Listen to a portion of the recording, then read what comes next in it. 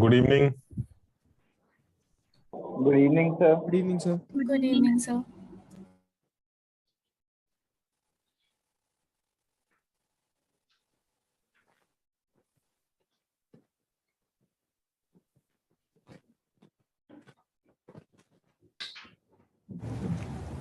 हाँ भाई। हैं आदित्य, आदित्य कहाँ है भाई? यार नाम भूल गया यार मैं तो।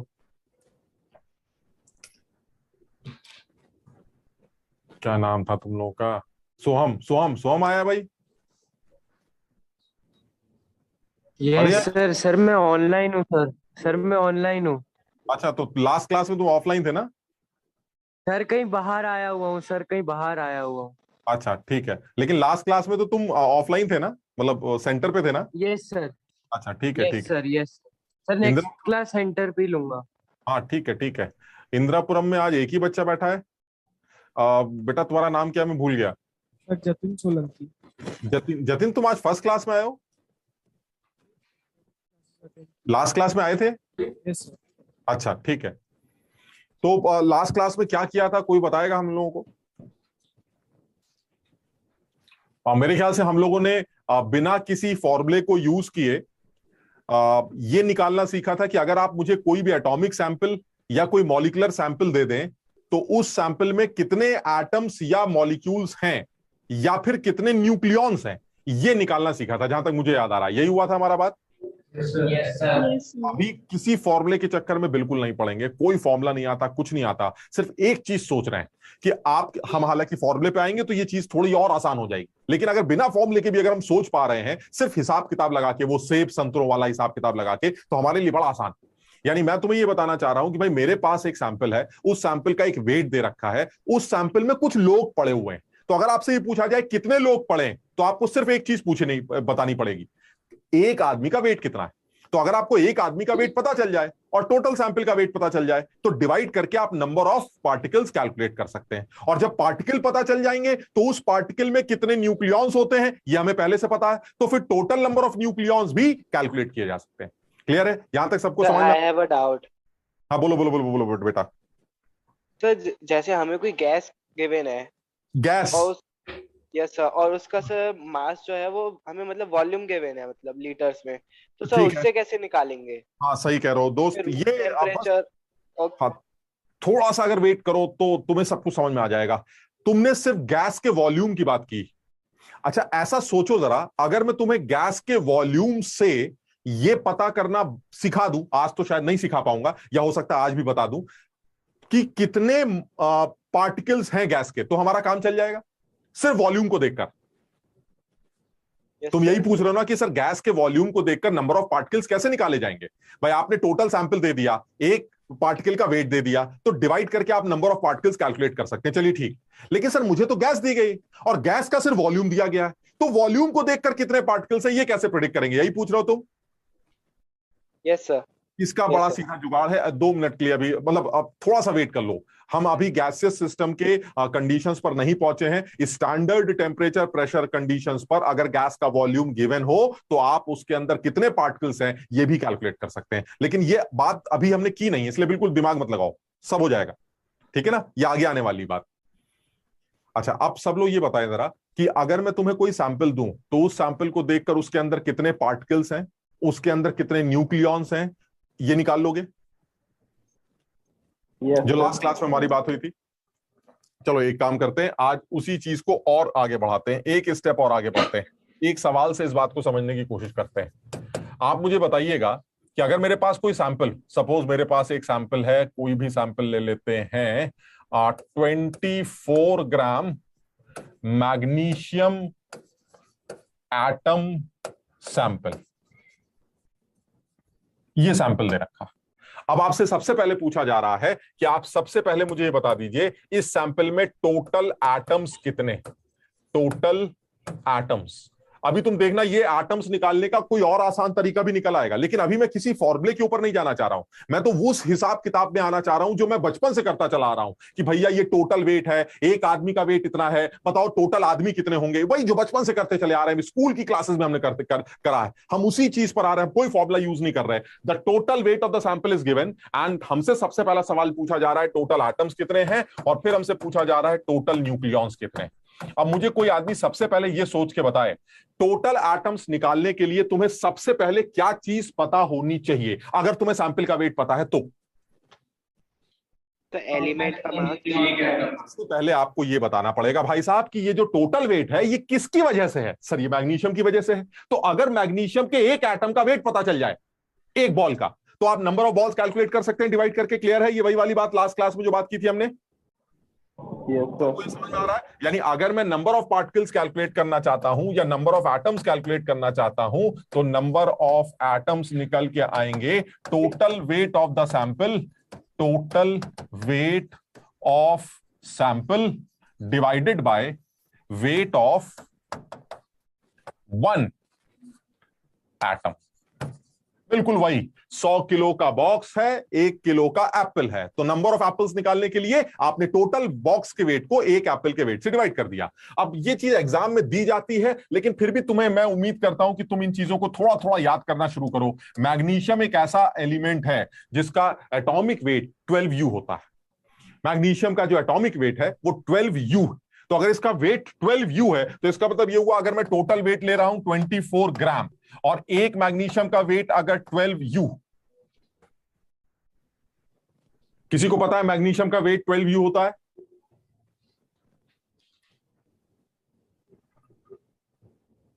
किसी को नहीं पता है। मैग्नीशियम का वेट 12U, मैग्नीशियम के प्रोटॉन्स होते हैं, मैग्नीशियम का वेट 24 होता है। तुम लोगों ने कुछ सीरीज के याद किए हैं, कुछ नाम, कुछ वेट्स वगैरह कभी छोटी क्लासेस में, 9th में, 10th में ये तो कराया जाता है यार। पीरियोडिक टेबल तुमने 10th में करी होगी, उसके अंदर एटम्स के वेट्स वगैरह किसी एक लेवल तक याद किए हैं? किसी का भी याद नहीं किया यार? ये तो इसको थोड़ा सा याद करना भाई। मैग्नीशियम एक ऐसा एलिमेंट है जिसका जो वेट है वो 24U होगा, ये याद तो करने पड़ेंगे बेटा। मैं तो ऐसे ही लिख रहा हूं, मैं तो ये उम्मीद कर रहा हूं तुम मुझे करेक्ट करो, लेकिन तुम लोग तो बिल्कुल नोट करते रहते हो, बस इसको करेक्ट कर दिया करो। कुछ ऐसी चीजें अगर आती हैं तो दिस इज 24U, और अगर ये 24U है तो बताओ टोटल नंबर ऑफ एटम्स कितने आएंगे? 1Na। ग्राम में कन्वर्ट करेंगे तो क्या बन जाएगा?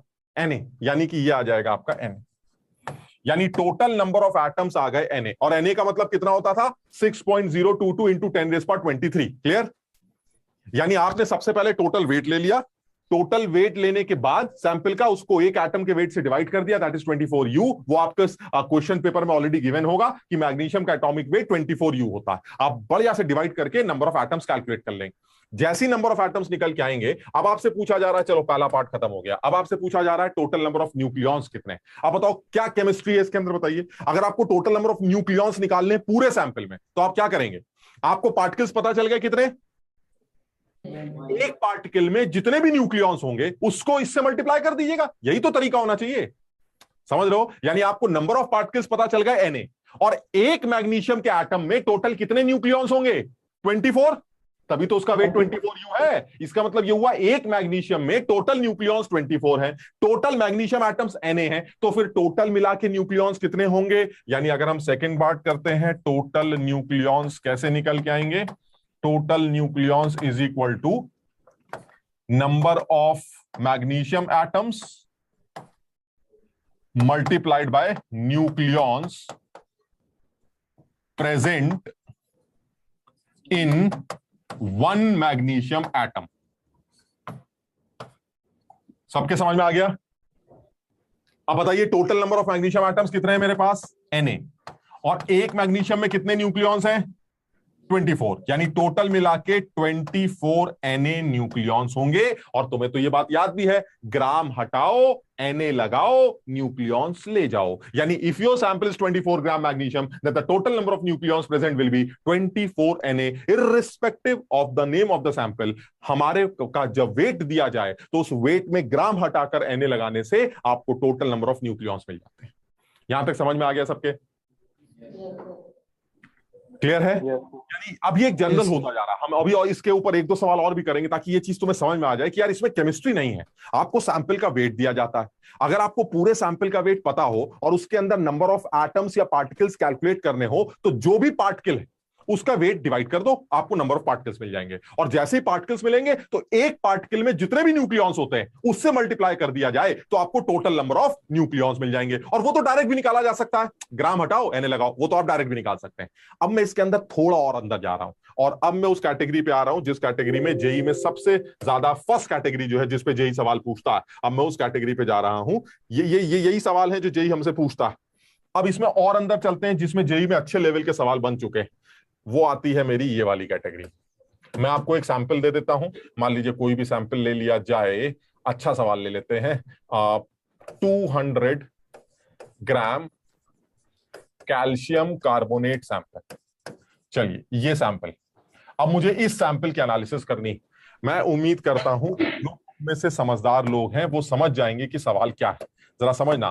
पहला सवाल मैं तुमसे पूछूंगा, नंबर ऑफ CaCO3 मॉलिक्यूल्स, क्योंकि इस बार जो पार्टिकल है वो हमारा CaCO3 है। चलिए ठीक है, CaCO3 क्योंकि मॉलिक्यूल है इसलिए मैं आपसे यह भी पूछ सकता हूं कि नंबर ऑफ टोटल एटम्स कितने होंगे। ये भी एक अच्छा सवाल बन गया। तीसरा सवाल पूछूंगा, न्यूक्लियॉन्स कितने होंगे। ये अभी हम कर चुके हैं सारे सवाल तीनों। अब मैं आता हूं नए सवाल में। इस सैंपल में प्रोटॉन्स टोटल कितने, इस सैंपल में न्यूट्रॉन्स टोटल कितने, और इस सैंपल में इलेक्ट्रॉन्स टोटल कितने।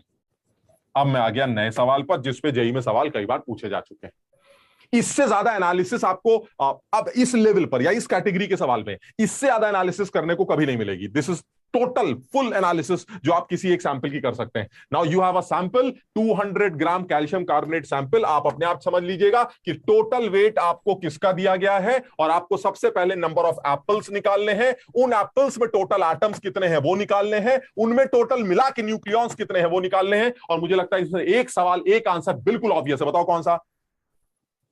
बिल्कुल ऑब्वियस, कुछ नहीं करना है। ग्राम हटाओ, Na लगाओ, न्यूक्लियॉन्स ले जाओ। यानी एक आंसर तो एकदम सही है, लेकिन फिर भी हम अब डायरेक्ट कुछ नहीं लिखेंगे, हम पूरी एनालिसिस करते हैं। सैंपल दे रखा है। इस बार सैंपल को किसने बनाया है, जरा नाम बताओ सैंपल का। किसने बनाया ये सैंपल? Calcium carbonate. यानी जो पार्टिकल है, इस पार्टिकल का नाम क्या है? Calcium carbonate. तो अगर आपको नंबर ऑफ पार्टिकल्स निकालने हैं तो टोटल वेट को कैल्शियम कार्बोनेट के एक पार्टिकल के वेट से डिवाइड करना पड़ेगा।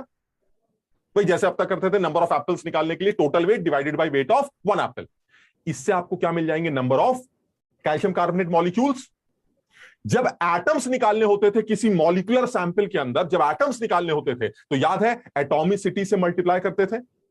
यानी मॉलिक्यूल्स के बाद अगर आप एटम्स निकालना चाहते हैं तो आपको कैल्शियम कार्बोनेट के एटॉमिसिटी से मल्टीप्लाई करना पड़ेगा। चलिए वो भी कर लेंगे। एटम्स निकालेंगे, उसके बाद न्यूक्लियॉन्स, प्रोटॉन्स, न्यूट्रॉन्स, इलेक्ट्रॉन्स की एनालिसिस कर रहे हैं। बिल्कुल कोई केमिस्ट्री नहीं यार, बिल्कुल कोई केमिस्ट्री नहीं है। अगर जरा सी भी अकल लगाओगे तो इस तरह का हिसाब किताब तुम 100 बार कर चुके हो। अब मैं तुम्हें बताऊं, अगर तुम्हें सवाल करते वक्त इन कैलकुलेशन में जरा सी भी तुम्हें दिक्कत लगती है, प्रोटॉन न्यूट्रॉन, तो मैं तुम्हें एक सवाल ऐसे ही पूछता हूं, तुम सारे लोग एक सुर में आंसर दोगे। सेम सवाल लेकिन मैं अपनी लैंग्वेज में पूछूंगा जो तुम्हें समझ में आती। 100 किलो का बॉक्स, एक किलो के एप्पल। क्लियर? पहला सवाल, कितने एप्पल? क्लियर? क्या किया? डिवाइड कर दिया। ठीक है, ठीक। अब दूसरा सवाल, हर एप्पल में 2 काले, 2 पीले और 2 नीले सीड्स हैं। हर एप्पल में 2 काले, 2 पीले, 2 नीले सीड्स हैं। क्लियर? क्या आप बता सकते हैं पूरे बक्से में काले वाले सीड कितने हैं? क्या किया? 200। क्या किया? किसको जैसे किससे सीट मल्टीप्लाई पूछे किया? तो अरे बोल के तभी इंटू तो कर दिया। नंबर ऑफ एप्पल्स को 2 से मल्टीप्लाई किया, क्योंकि हर एप्पल में कितने ब्लैक सीड्स हैं? 2। क्लियर? Two। अच्छा, अब ये बताइए टोटल बॉक्स में पीले वाले कितने हैं?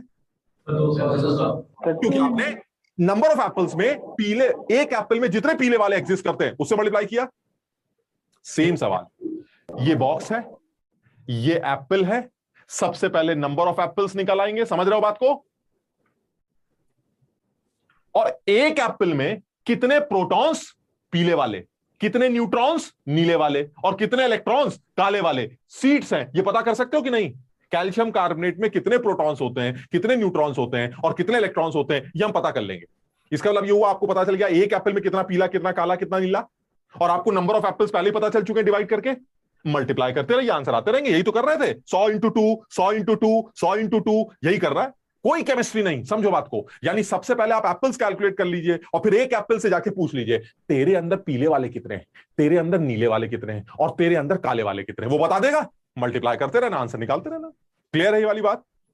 Yes sir.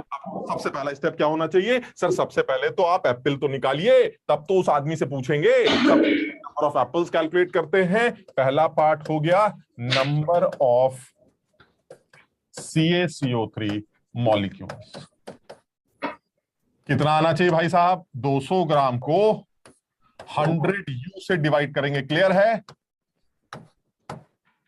कैल्शियम कार्बोनेट के एक मॉलिक्यूल का वेट 100U होता है। क्यों होता है 100U? क्योंकि कैल्शियम कार्बोनेट एक ऐसा आदमी है जिसको आप CaCO3 कहते हैं। कैल्शियम एक ऐसा आदमी है जिसमें 20 प्रोटॉन्स होते हैं, 20 ही न्यूट्रॉन्स होते हैं, और 20 ही इलेक्ट्रॉन्स होते हैं। ये हमारा कैल्शियम होता है। इसको मैं और साफ सुथरा लिखता हूं, क्योंकि ये सारी चीजें धीरे धीरे करके सब लोगों को याद भी करनी पड़ेंगी, धीरे धीरे करके, और अपने आप भी याद हो जाएंगी। ये कैल्शियम एक ऐसा आदमी है जिसमें 20 प्रोटॉन्स, 20 न्यूट्रॉन्स और 20 इलेक्ट्रॉन्स होते हैं।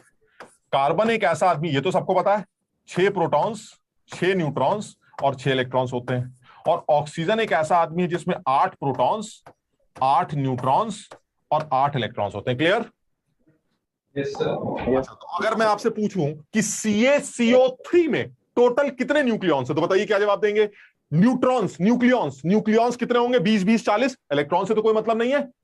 20 और 20 40, 40 और 12 52, और ऑक्सीजन 3 टाइम्स CO3, यानी कि 8 8 16 इंटू 3 48। यानी टोटल न्यूक्लियॉन्स कितने हुए सर? 20 यहां से मिल जाएंगे, 12 यहां से मिल जाएंगे, और 8 8 16 इंटू 3 यहां से मिल जाएंगे। यानी टोटल कितने हो जाएंगे? 40, 12 और 48। यानी टोटल मिला के 100 न्यूक्लियॉन्स मिल रहे हैं सर। टोटल 100 न्यूक्लियॉन्स है इन 1 CaCO3 मॉलिक्यूल। क्लियर? इसीलिए wait of 1 calcium carbonate molecule will be 100U। क्यों? क्योंकि एक न्यूक्लियॉन का वेट 1U होता है। सबको याद है ये वाली बात? एक न्यूक्लियॉन का वेट 1U होता है, तो 100 न्यूक्लियॉन्स का वेट 100U होगा। सो that means the wait of 1 molecule of calcium carbonate will be 100U। सब लोग मॉलिक्यूल का वेट निकालना समझ गए? यस। एटम्स का वेट जोड़ दिया तो मॉलिक्यूल्स का वेट तो मॉलिक्यूल का वेट आ गया। और ये सब जानते होगे, जब U को ग्राम में कन्वर्ट करते हैं तो 1.66 इंटू 10⁻⁻24 से मल्टीप्लाई करते हैं, और वो अवागाड्रो नंबर में कन्वर्ट हो जाता है रेसिप्रोकल होके। क्लियर है ये वाली बात? Na कैसे आया? इसका मतलब ये हुआ मेरे पास 2Na आ गया। ये क्या है मेरे सर? ये तो आपके एप्पल्स हैं, ये टोटल एप्पल आ गए। अब ये बताइए एटम्स कितने होंगे एक एप्पल में? कितने एटम्स है जरा देख के बताइए। What is the atomicity of calcium carbonate? 5. The atomicity of calcium carbonate is 5, and you have total particles 2Na. Since the atomicity is 5, that means one ball consists of 5 atoms. So 2Na balls will be having 10 Na atoms. यानी number of atoms निकालने हो, second part की बात करें तो number of atoms निकालने हो तो एटम्स हो जाएंगे 2Na इंटू एटॉमिसिटी, और एटॉमिसिटी हम सब जानते हैं कितने एटम्स एग्जिस्ट कर रहे हैं? 5. So this is 2Na into 5, and that is 10.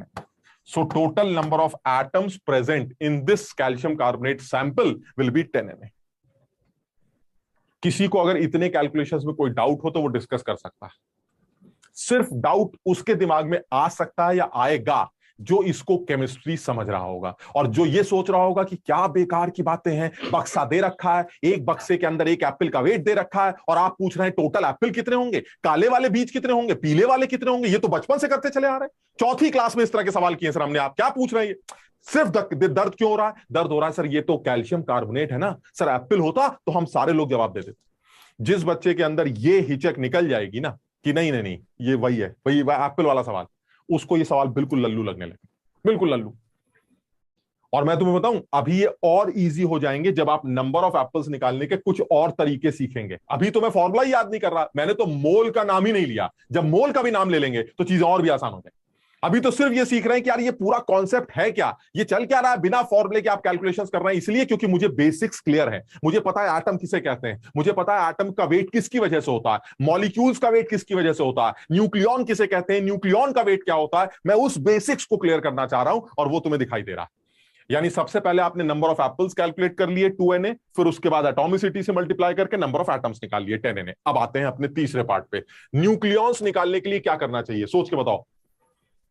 इस पूरे सैंपल में टोटल न्यूक्लियॉन्स कितने हैं, वो ग्राम Na वाला मत बताना, वो तो लॉजिकल, वो तो हमें पता ही है। हम ऐसे सोच रहे हैं कि अगर मुझे टोटल नंबर ऑफ न्यूक्लियॉन्स निकालने हो तो मुझे क्या स्टेप फॉलो करने चाहिए। Number of molecules into nucleons and number. बिल्कुल शाबाश। अगर मुझे न्यूक्लियॉन्स कैलकुलेट करने हो तो जितने भी पार्टिकल्स हैं आपके पास 2Na, उसको मल्टीप्लाई कर दीजिए एक कैल्शियम कार्बोनेट में जितने न्यूक्लियॉन्स होते हैं। कुछ समझ में आई बात?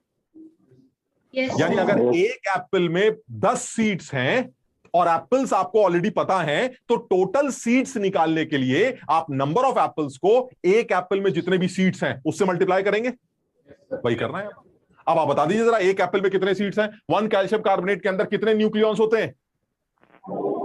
100। और आपके पास पूरे कैल्शियम कार्बोनेट कितने हैं? 2Na। आप 2Na को 100 से मल्टीप्लाई करके टोटल न्यूक्लियॉन्स, टोटल सीड्स निकाल सकते हैं। उनमें काले कितने पीले कितने वो बात की बात, but total seeds will be total apples multiplied by seeds present in 1 Apple. Clear? तो आप नंबर ऑफ न्यूक्लियॉन्स, चलिए सी पार्ट भी कर लेते हैं, नंबर ऑफ न्यूक्लियॉन्स निकाल लेते हैं। नंबर ऑफ न्यूक्लियॉन्स आ जाएंगे apples, that is 2Na, multiplied by seeds in 1 apple, that is 100, and it is 200Na। और ये तो सारी दुनिया जानती है सर, ये तो हमें पहले से पता था, क्योंकि ग्राम हटाकर Na लगाने से न्यूक्लियॉन्स मिल जाते हैं, ये हमें पहले से पता है। चलिए ठीक है, इसको छोड़ देते हैं। अब और अंदर चलते हैं जरा। अब मुझे निकालने हैं प्रोटॉन्स कितने हैं, न्यूट्रॉन्स कितने हैं, इलेक्ट्रॉन्स कितने हैं। कोई बच्चा सोच के जवाब दे सकता है क्या स्टेप फॉलो करना चाहिए? काले वाले कितने, पीले वाले कितने, नीले? हाँ पीछे से बताओ दोस्त। Yes sir. सर सबसे पहले क्या नाम है बेटा तुम्हारा? वैभव। हाँ तो CaCO3 मॉलिक्यूल में अगर हम देखें तो 20 प्रोटॉन है, 6 उसमें C में 20 प्रोटॉन, इसमें 6 प्रोटॉन, इसमें 8 प्रोटॉन। इसमें कितने?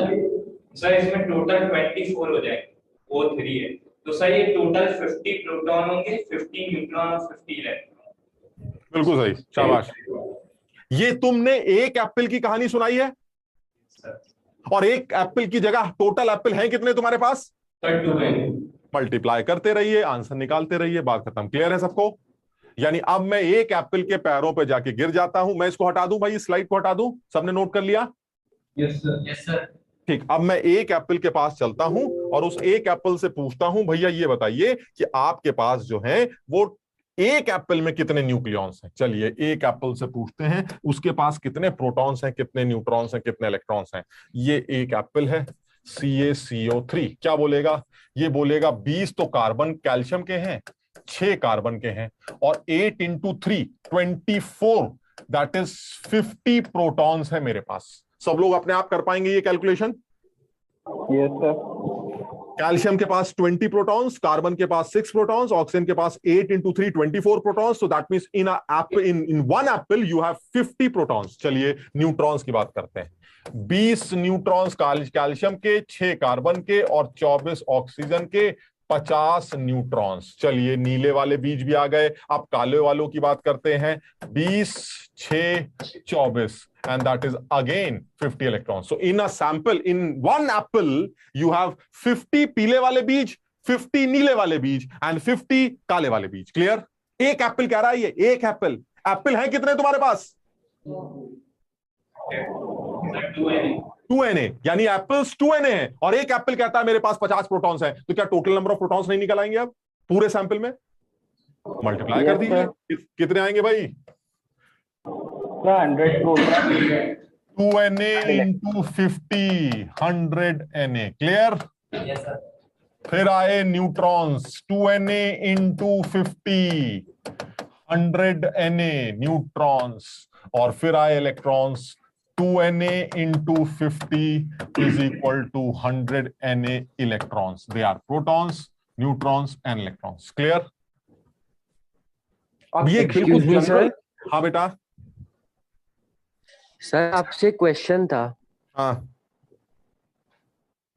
सर जैसे हमें पता है कि जैसे CO3 में अगर हम देखें, उसके जितने भी एलिमेंट हैं उस मॉलिक्यूल के एटम हाँ। जो है, उन सभी एटम में इलेक्ट्रॉन्स, न्यूट्रॉन्स और प्रोटॉन का नंबर बराबर। सेम है। तो सर हम जल्दी में सीधा, अगर हमें न्यूट्रॉन्स न्यूक्लियॉन्स पता है, तो उसका हाफ करके न्यूट्रॉन हाफ करके निकाल सकते हैं। बिल्कुल निकाल सकते हो, मैं इस बारे में बोलने ही जा रहा था, लेकिन एक चीज तुमसे पूछ के बोलता। मैं तुम्हें अभी दिखाता ये बात कि ये बताइए, अगर 200 ग्राम, पहले ये बताओ ये वाली बात सबके समझ में आ गई कि नहीं? Yes sir. ठीक। यार ये तो sir. डायरेक्ट है ना। हाँ बिल्कुल। अब जरा सोच के बताओ, क्या मैं सैंपल के वेट को देखकर न्यूक्लियॉन्स डायरेक्ट निकाल पा रहा था? Yes sir. ग्राम हटाओ, एने लगाओ, direct. Yes sir. Yes sir. Yes sir. सोचो कितना मजा आ जाए कि ग्राम हटा के एने तो ऐसे लग गया, और फिर उसको आधा काट दिया। तुम बताओ, ओरली आंसर नहीं आ गया 100 एने 100 एने? मेरी बात समझने की कोशिश कर। और सर ये क्या बात होती है, ऐसा कैसे कर दिया आपने? ऐसा इसलिए कर दिया बेटा क्योंकि कैल्शियम एक ऐसा एटम है जिसके प्रोटॉन्स और न्यूट्रॉन सेम होते हैं, 20-20। क्लियर? कार्बन एक ऐसा एटम है जिसके प्रोटॉन्स और न्यूट्रॉन सेम होते हैं, 6-6। और ऑक्सीजन भी एक ऐसा एटम है जिसमें प्रोटॉन्स और न्यूट्रॉन सेम होते हैं, 8-8। क्लियर? यानी कैल्शियम कार्बोनेट एक ऐसा मॉलिक्यूल है जिसके अंदर टोटल प्रोटॉन्स और न्यूट्रॉन सेम होंगे। तो अगर टोटल न्यूक्लियॉन्स 200 Na है, तो उसमें आधे प्रोटॉन होंगे आधे न्यूट्रॉन होंगे। बताओ समझे कि नहीं? तो ये सवाल तो ओरल ही था। Yes, इतना क्या sir. ड्रामा किया कि सबसे पहले आपने एप्पल निकाले, एप्पल के बाद एक आदमी के पास गए, उससे पूछा तेरे एक आदमी में कितने प्रोटॉन, पीले नीले काले। अरे बड़ा आसान सवाल है, ग्राम हटाओ, Na लगाओ, आधा बांटो, प्रोटॉन न्यूट्रॉन तैयार। क्लियर? लेकिन ये बात मैं इसलिए नहीं कह रहा हूं क्योंकि तुम इस बात को याद नहीं कर सकते। क्यों? Because this is general method. ऐसे भी तो मॉलिक्यूल्स हो सकते हैं जिनमें प्रोटॉन्स और न्यूट्रॉन्स के नंबर सेम ना हो, जैसे सोडियम। अब कोई आदमी लल्लू कहेगा रे ग्राम हटा के Na लगा देंगे, आधा बांट देंगे, लो भैया गए काम से। क्यों? क्योंकि आधे आधे प्रोटॉन्स न्यूट्रॉन्स हो सकता है ना हो। कुछ मेरी बात समझ रहे हो? सीधा एग्जाम्पल ले लेते हैं यार, इतना क्या घुमा फिरा रहे हैं। सोडियम, वो कह रहा है ये बताइए, अगर सोडियम के 23 ग्राम सैंपल है तो बताइए टोटल न्यूक्लियॉन्स कितने होंगे? बताओ कितने होंगे? 23 Na। DNA. ठीक। प्रोटॉन्स कितने होंगे और न्यूट्रॉन्स कितने होंगे? अरे सर आधा आधा बांट दीजिए। आधा आधा कैसे बांटते हैं? सोडियम के प्रोटॉन न्यूट्रॉन सेम नहीं होते। बताओ समझे मेरी बात? इसीलिए Yes, मेरा sir. मानना यह है कि जब कभी भी आपको प्रोटॉन्स न्यूट्रॉन्स निकालने का सवाल आए और सैंपल का वेट गिवन, तो आपके लिए सबसे अच्छा क्या है कि आप सैंपल देख लीजिए।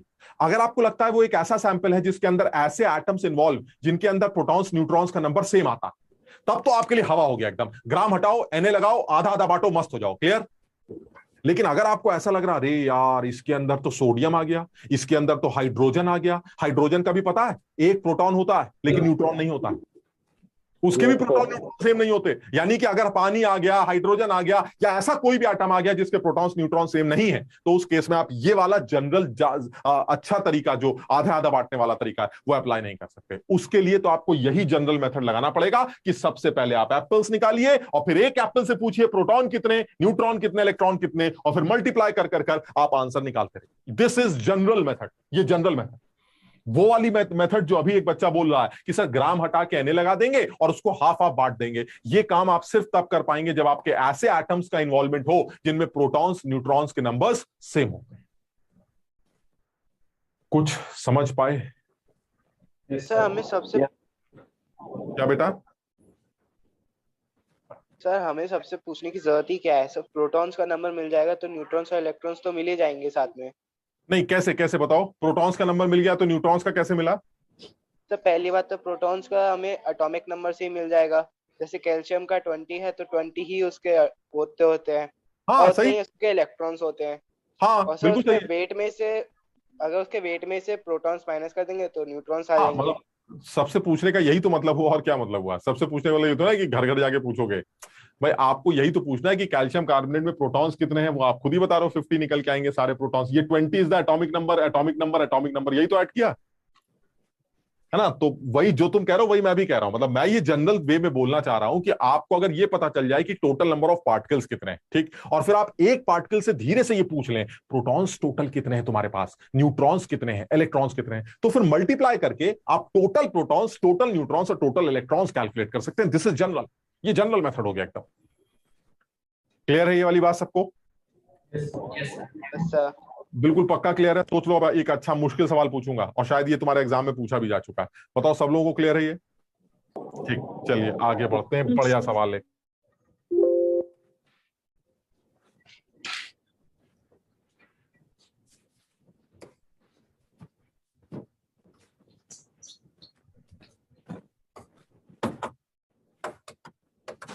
Find out the total number of protons, neutrons, valence electrons in 42 gram N3 minus ion sample। बिल्कुल भी घबराने की जरूरत नहीं है, बिल्कुल भी घबराने की जरूरत नहीं। जैसा सोचते हो बिल्कुल वही करना है। अब क्योंकि तुम सीख रहे हो इसलिए मेरा मानना यह है कि चीजें तुम्हारे लिए नई नई आएंगी तो तुम्हें याद भी रखना चाहिए। N3 ऊपर नेगेटिव चार्ज, ये एक एनायन है जिसको एजाइड आयन कहा जाता है। जिस तरह से कार्बोनेट होता है, क्लोराइड होता है, नाइट्रेट होता है, सल्फेट होता है, उसी तरह से एक एनायन ये भी है जिसको एजाइड आयन कहते हैं। तो आप ऑब्वियस है कि आप ये सोचो नहीं सर ये तो याद करने वाली बात है, तो तुम खुद सोचो ना यार, जब तक अपना डेटाबेस बड़ा नहीं करोगे तो आईआईटी के लिए तैयार भी तो नहीं होगे ना। ऐसा तो ना सर जितना हमें आता है उतना ही सीख के जाएंगे, तब तो बेकार हो जाएगा। तो आज तुम्हारे सामने एक नई बात आई है, इसको अपने डेटाबेस में यू ऐड कर लेते हैं कि azide ion is N3 minus, यानी ये एक मोनो एनायन है जिसके ऊपर नेट 1 निगेटिव चार्ज होता है और इसकी शक्ल N3 माइनस होती है, एजाइड। अब तुम्हें ये बताना है इस एजाइड आयन के 42 ग्राम सैंपल में प्रोटॉन्स, न्यूट्रॉन्स और वैलेंस इलेक्ट्रॉन्स कितने। तरीका बिल्कुल सीधा है, कोई रटने की कोशिश करे तो कर ले। मैं तुम्हारी जगह होता तो मैं सबसे पहले यही सोचता कितने एजाइड आयंस हैं पहले ये पता करूंगा, उसके बाद एक एजाइड से कान में जाके पूछूंगा कितने प्रोटॉन, कितने न्यूट्रॉन, कितने इलेक्ट्रॉन, और उसके बाद मल्टीप्लाई करके सारे आंसर दे दूंगा। अगर मैं तुम्हारी जगह होता तो मैं ये करता। बस ये मेरे लिए जनरल है क्योंकि मुझे ये समझ में आता है इसमें कोई केमिस्ट्री नहीं। तो सबसे पहला काम, सबसे पहले नंबर ऑफ एप्पल्स कैलकुलेट करते हैं और फिर एक एप्पल से पूछते हैं पीले कितने, नीले कितने, काले कितने, खत्म हो गया, मल्टीप्लाई करते रहिए आंसर। बताओ सबसे पहले नंबर ऑफ एप्पल्स निकालने के लिए क्या करना चाहिए? टोटल सैंपल के वेट को एक एप्पल के वेट से डिवाइड कर देना चाहिए। चलिए कर लेते हैं, बताइए। बताओ सबसे पहले, बिल्कुल जनरल मेथड कर रहा हूं, general. Number of azide ion, apple का नाम क्या है? Azide ion. Number of azide ion is equal to total wait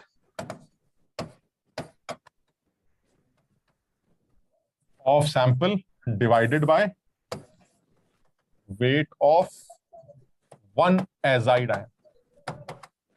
चलिए टोटल वेट हो गया 42 ग्राम और एक एजाइड आयन। एक बार चेक करके देखना जरा 42U आता है कि नहीं सब लोग। अब यार ये भी तो जरूरी है, तुम लोग को पता है नाइट्रोजन, भाई अगली क्लास में जब आओगे तुम तो कम से कम वो 6-7 जो बेसिक एटम्स हमारे, carbon, nitrogen, oxygen, sulphur, sodium, calcium, इनमें कितने प्रोटॉन्स कितने न्यूट्रॉन्स होते हैं ये याद करके आओ, ठीक है ना। क्योंकि यार ये तो बार बार आता रहेगा और तुम बार बार सिर्फ देखते रहोगे तो काम नहीं चलेगा। नाइट्रोजन पहले भी आ चुका था, अब सबको याद है नाइट्रोजन में 7 प्रोटॉन, 7 न्यूट्रॉन, 7 इलेक्ट्रॉन्स होते हैं, ठीक। तो ये सब लोगों को याद होना चाहिए। यानी नाइट्रोजन के पास का नाइट्रोजन N3 माइनस का जो वेट होगा कितना होगा? 3 नाइट्रोजन का वेट, और एक नाइट्रोजन का वेट 14, तो 3 नाइट्रोजन का वेट 42U, ये आपका N3 माइनस का वेट। सब लोग चेक कर लें भाई। देखो, किसी की कोई चीज ना समझ में आए तो वो पूछ लेना, चुप बैठने से कुछ फायदा नहीं होगा, और पूछना तब जब तुम अपनी अकल लगा लो। N3 माइनस का वेट यानी 3 नाइट्रोजन का वेट, और 3 नाइट्रोजन का वेट 14 गुणा 3 होता है, that is 42। So weight of one azide ion is 43U because azide has 42 nucleons. समझ में आई यहां तक? ठीक है, किसी को कुछ पूछना है इसमें? आगरा वाले बच्चे, बेटा समझ में आ रहा है सबके? कोई भी डाउट हो तो पूछ सकते हो। देखो फिर कोई फायदा नहीं है, मतलब फिर तो ये वैसी क्लास ही हो जाती ना जैसे टीवी पर ऑनलाइन क्लास चलती है, तो ऑनलाइन क्लास कर लेते, अपना यूट्यूब खोला, अपना बैठे बक बक बक चल रही। इस क्लास का फायदा क्या है? इस क्लास का फायदा यही है, देखो ऐसा, अब जैसे मैं कहता हूं ना किसी को कोई डाउट हो तो पूछ लेना, तो ये पूछ लेते हो तुम, समझो बात को, ये सिर्फ कहने की बात होती है कि किसी को कोई डाउट हो तो पूछ लो, इसका ये मतलब नहीं होता कि पूछ ले। मेरी बात समझ रहे हो? तो पूछा नहीं जाता, ये तो सिर्फ टीचर का काम है कहने का कि भाई किसी को कोई डाउट हो तो पूछ लेना, इसका ये मतलब नहीं कि तुम पूछ लो। जैसे अभी देखो एक बच्चे ने फौरन पलट के पूछा, एक्सक्यूज मी सर। हाँ बोलो बेटा। नहीं सर, पहले ही था सर, अपने जो क्वेश्चन लिखा था तभी डाउट था। बताओ क्या डाउट सर है? जैसे आपने वहां पे N3 माइनस है, तो सर 3 नाइट्रोजन के एटम्स हैं सर, तो जैसे माइनस मतलब इलेक्ट्रॉन गेन हुआ है, शाबाश। तो सर तो वो तीनों एटम्स में हुआ है कि सिर्फ एक एटम में हुआ है? अच्छा, तीनों एटम्स अगर एक एक इलेक्ट्रॉन गेन करते तो टोटल नेगेटिव चार्ज 3 होता ना, फिर 3 नेगेटिव चार्ज। यस सर, तो वही डाउट था सर। अगर एक ही नेगेटिव चार्ज है दैट मींस 3 नाइट्रोजन इन तीनों ने मिलकर एक इलेक्ट्रॉन को गेन किया, ये इसका मतलब। क्या सर? ठीक है, अब जरा बताओ, सबसे पहले तो मुझे लगता है ये सब लोग पहचान लेंगे, ये Na आएगा।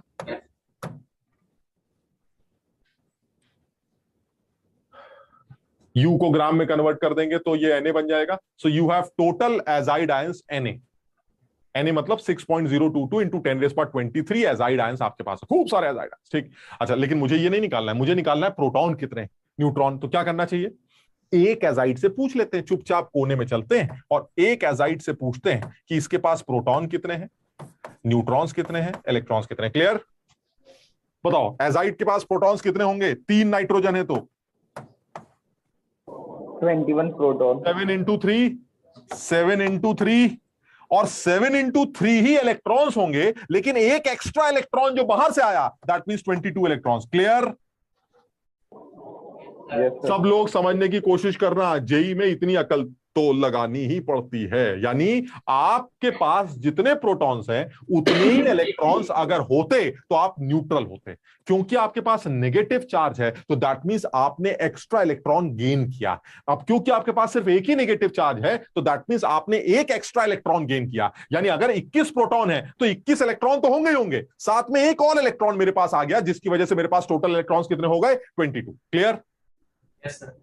यानी इस एक एजाइड के बारे में क्लियर हो गई सारी बातें। चलिए आगे बढ़ते हैं। एजाइड हैं कितने? Na। तो इसका मतलब ये हुआ अगर मुझे टोटल प्रोटॉन्स निकालने हैं तो क्या करेंगे? टोटल प्रोटॉन्स, जल्दी से बताओ टोटल प्रोटॉन्स कैसे निकलेंगे? Na into proton. Total neutrons कितने? 21 Na। Na into 21 that is 21 Na। और टोटल इलेक्ट्रॉन्स कितने? Na into 22 that is 22 Na। ये मेरा आंसर। बताओ समझे सब लोग? लेकिन एक गड़बड़ हो गई। शाबाश, सवाल में ये नहीं पूछा गया कि टोटल इलेक्ट्रॉन्स कितने, सवाल में पूछा गया कि टोटल वैलेंस इलेक्ट्रॉन्स कितने। सर 16 है। शाबाश। वैलेंस इलेक्ट्रॉन्स का क्या मतलब है, कोई बताए जरा? वैलेंस आउटरमोस्ट शेल में। शाबाश। मुझे सर ये क्या आपने किया है? 22, ये तो टोटल इलेक्ट्रॉन्स है, टोटल।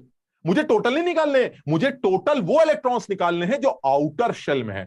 क्या तुम सब जानते हो कि नाइट्रोजन का जो कॉन्फ़िगरेशन होता है वो 2,5 होता है? Yes sir. नाइट्रोजन के पास 7 इलेक्ट्रॉन्स होंगे तो इसका मतलब उसका इलेक्ट्रॉनिक कॉन्फ़िगरेशन 2,5 होगा। Now the outer shell is ये वाली। क्लियर? और आउटर शेल के इलेक्ट्रॉन्स को ही क्या बोलेंगे? Valence electrons. दैट मींस हमारे पास जो नाइट्रोजन है उसके वैलेंस इलेक्ट्रॉन्स 5 हैं। टोटल तो 7 ही है सर, टोटल में कोई दिक्कत नहीं है, लेकिन इलेक्ट्रॉन वैलेंस शेल में कितने हैं? 5। आपको वैलेंस इलेक्ट्रॉन्स निकालने थे या टोटल इलेक्ट्रॉन्स निकालने थे? Valence electron. और आपने टोटल इलेक्ट्रॉन्स निकाल दिए। गलत नहीं किया, लेकिन आंसर सही नहीं है, क्योंकि आपको तो वैलेंस इलेक्ट्रॉन चाहिए। तो मैंने कहा चलिए एक काम करते हैं, वैलेंस इलेक्ट्रॉन्स और निकाल लेते हैं। तो इसको छोड़ के एक चौथा पार्ट और कर लेते हैं, वैलेंस इलेक्ट्रॉन्स। चलिए वैलेंस इलेक्ट्रॉन्स निकालते हैं। कैसे निकाले जाए? एक नाइट्रोजन में कितने वैलेंस होंगे?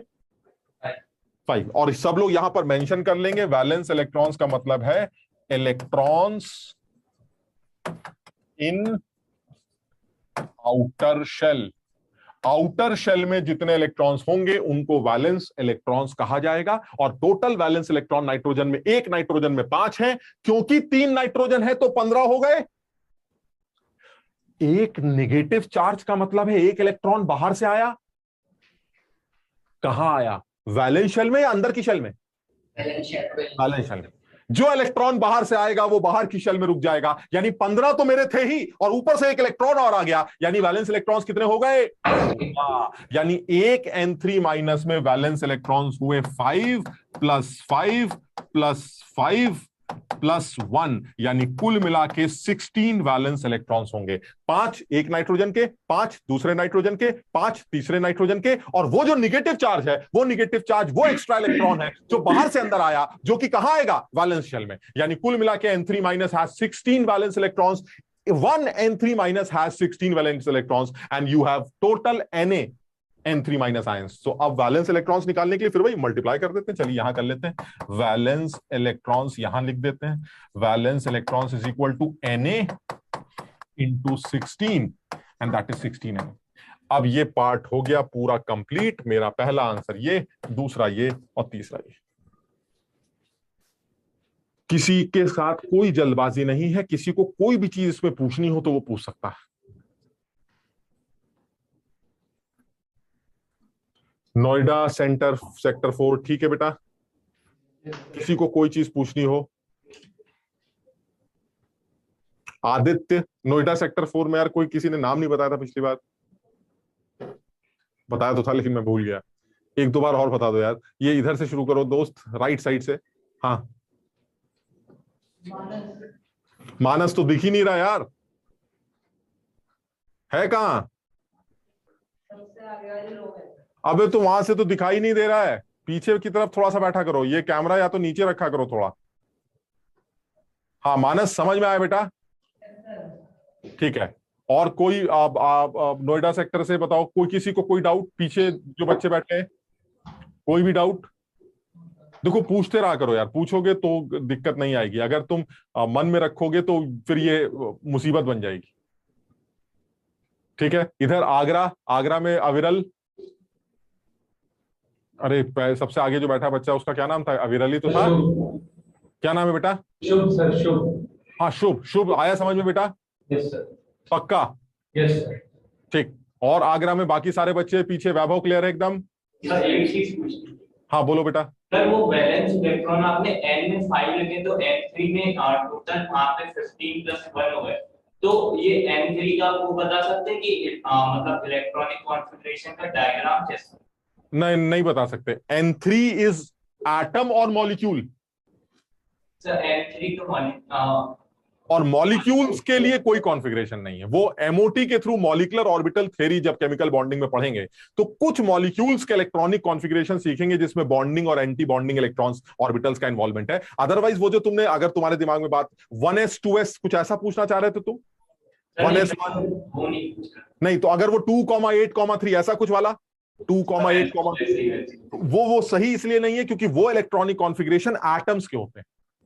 समझ लो, जैसे नाइट्रोजन का 2,5 लिखा, ऑक्सीजन का 2,6 लिख दिया, किसी और चीज का 2,2 लिख दिया। ये जो कॉन्फ़िगरेशन तुम लिख रहे हो ये एटॉमिक कॉन्फ़िगरेशन होता है। And N3 is a molecule. Molecule के लिए ये कॉन्फ़िगरेशन वैलिड नहीं होता। तो आप N3 के लिए कोई कॉन्फ़िगरेशन नहीं लिख सकते। आप इतना कह सकते हैं कि N3 के पास कुल मिला के हमारे 22 इलेक्ट्रॉन्स होंगे। टोटल N3 माइनस के पास 22 इलेक्ट्रॉन्स होंगे जिनमें वैलेंस 16 हो। इतना कह सकते हैं बस, कोई कॉन्फ़िगरेशन नहीं लिख सकते आप।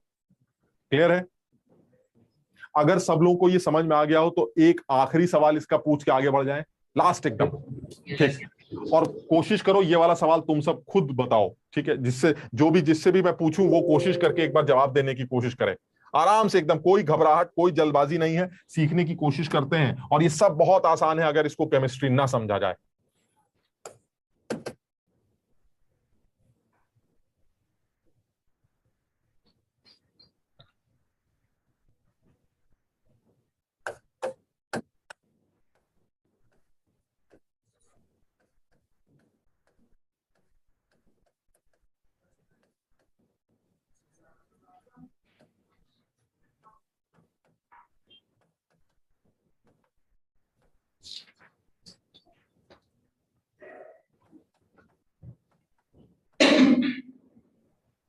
बहुत आराम से एकदम। और क्यों मैंने इस बार एक नए आदमी का नाम लिखा है, क्योंकि मैं चाहता हूं तुम इसको भी याद करो, अपने डेटाबेस में इसको भी डालो। दिस इज ऑक्सिलेट आयन, इसे ऑक्सिलेट आयन कहते हैं। C2O4 2 नेगेटिव, जैसे carbonate, sulphate, nitrate, chloride, bromide, cyanide, वैसे ही ऑक्सिलेट। 176 मिलीग्राम ऑक्सिलेट आयन के सैंपल में टोटल एटम्स, ध्यान रखना, देखो आईआईटी वाला इस तरह से समझाएगा नहीं पेपर सवाल देने के बाद, सब कुछ तुम्हें खुद समझना है। टोटल एटम्स कितने हैं और इस सैंपल में प्रोटॉन्स, न्यूट्रॉन्स, इलेक्ट्रॉन्स के टोटल नंबर कितने कितने। बहुत आराम से समझना, आराम से करना। अगर किसी को यह पता नहीं है कि कार्बन के पास कितने प्रोटॉन न्यूट्रॉन्स होते हैं तो वो मुझसे पूछ सकता है, लेकिन फिर वही वाली बात आती है, यह आखिरी बार होगा जब तुम्हें यह बताया जाएगा कि कार्बन के पास 6 प्रोटॉन, 6 न्यूट्रॉन और 6 इलेक्ट्रॉन्स होते हैं। ऑक्सीजन के पास 8 प्रोटॉन, 8 न्यूट्रॉन और 8 इलेक्ट्रॉन होते हैं। ये बिल्कुल लास्ट बार बता रहा हूं मैं। अगली क्लास में सब लोग प्रोटॉन्स, न्यूट्रॉन्स, इलेक्ट्रॉन्स में जो बेसिक एटम्स हैं उनके प्रोटॉन्स, न्यूट्रॉन्स, इलेक्ट्रॉन्स के नंबर याद करके आएंगे।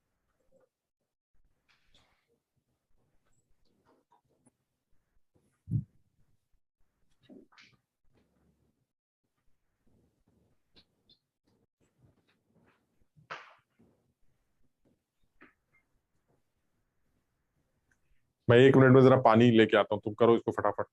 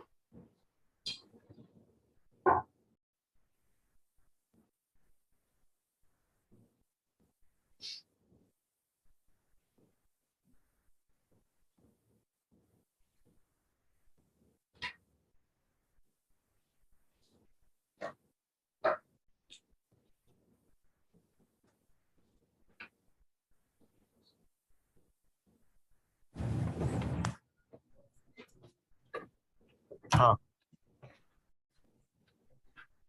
हाँ भाई, कुछ हो पा रहा है? मैं और बड़े कर देना bro। सही है, सही है।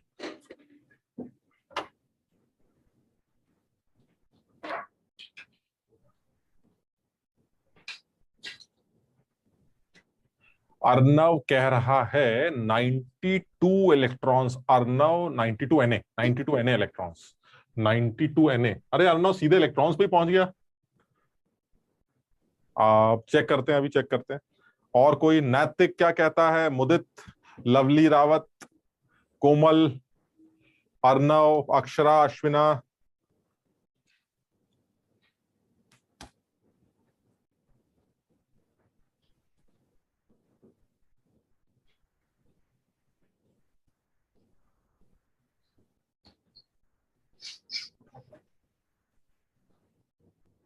सर 28 Na प्रोटॉन होंगे, 28 Na न्यूट्रॉन होंगे और 30 Na इलेक्ट्रॉन।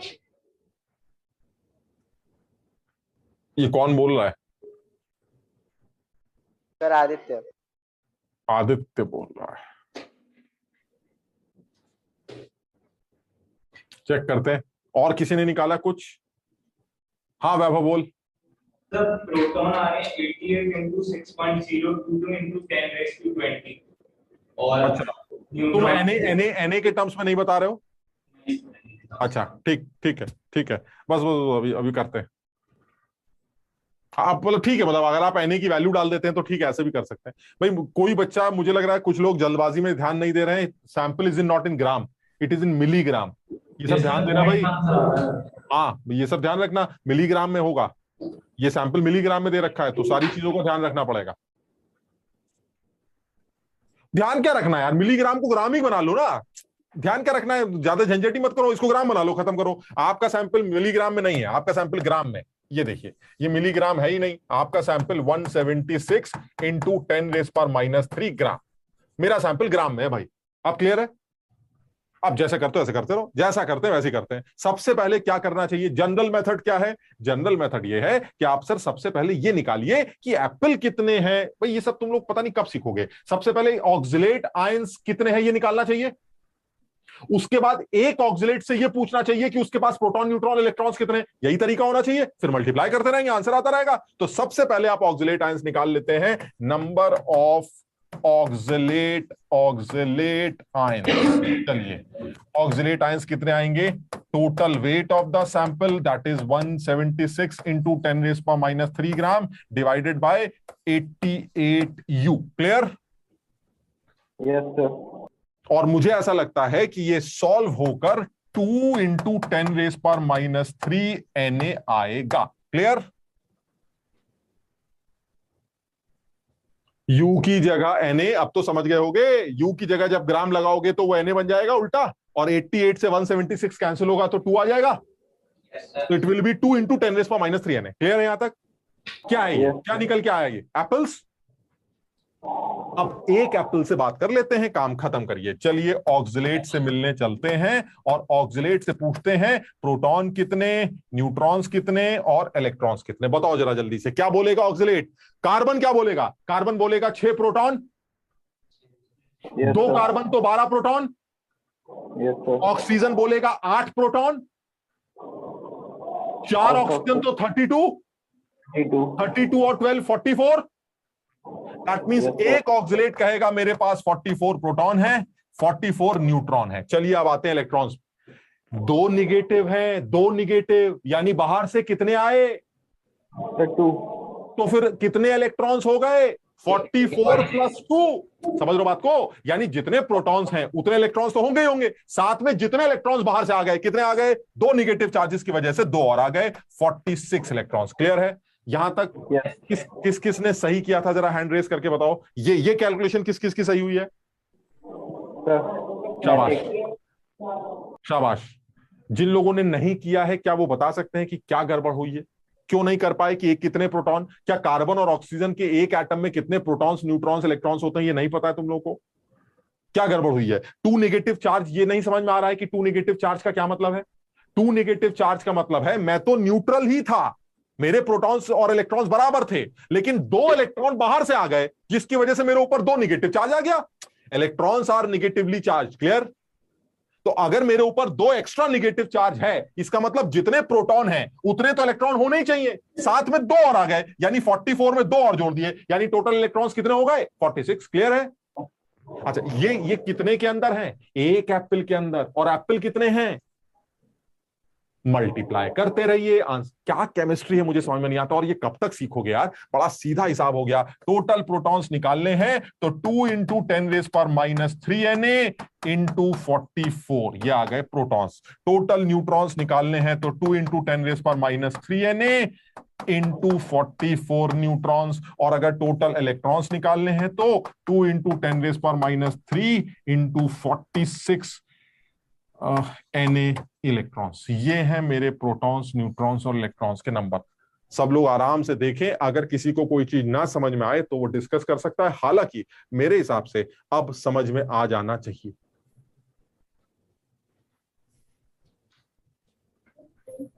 हम क्लियर है बेटा? Yes sir, yes sir. Lovely clear है?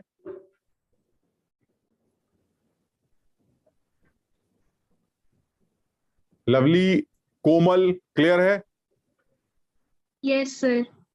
अश्विना,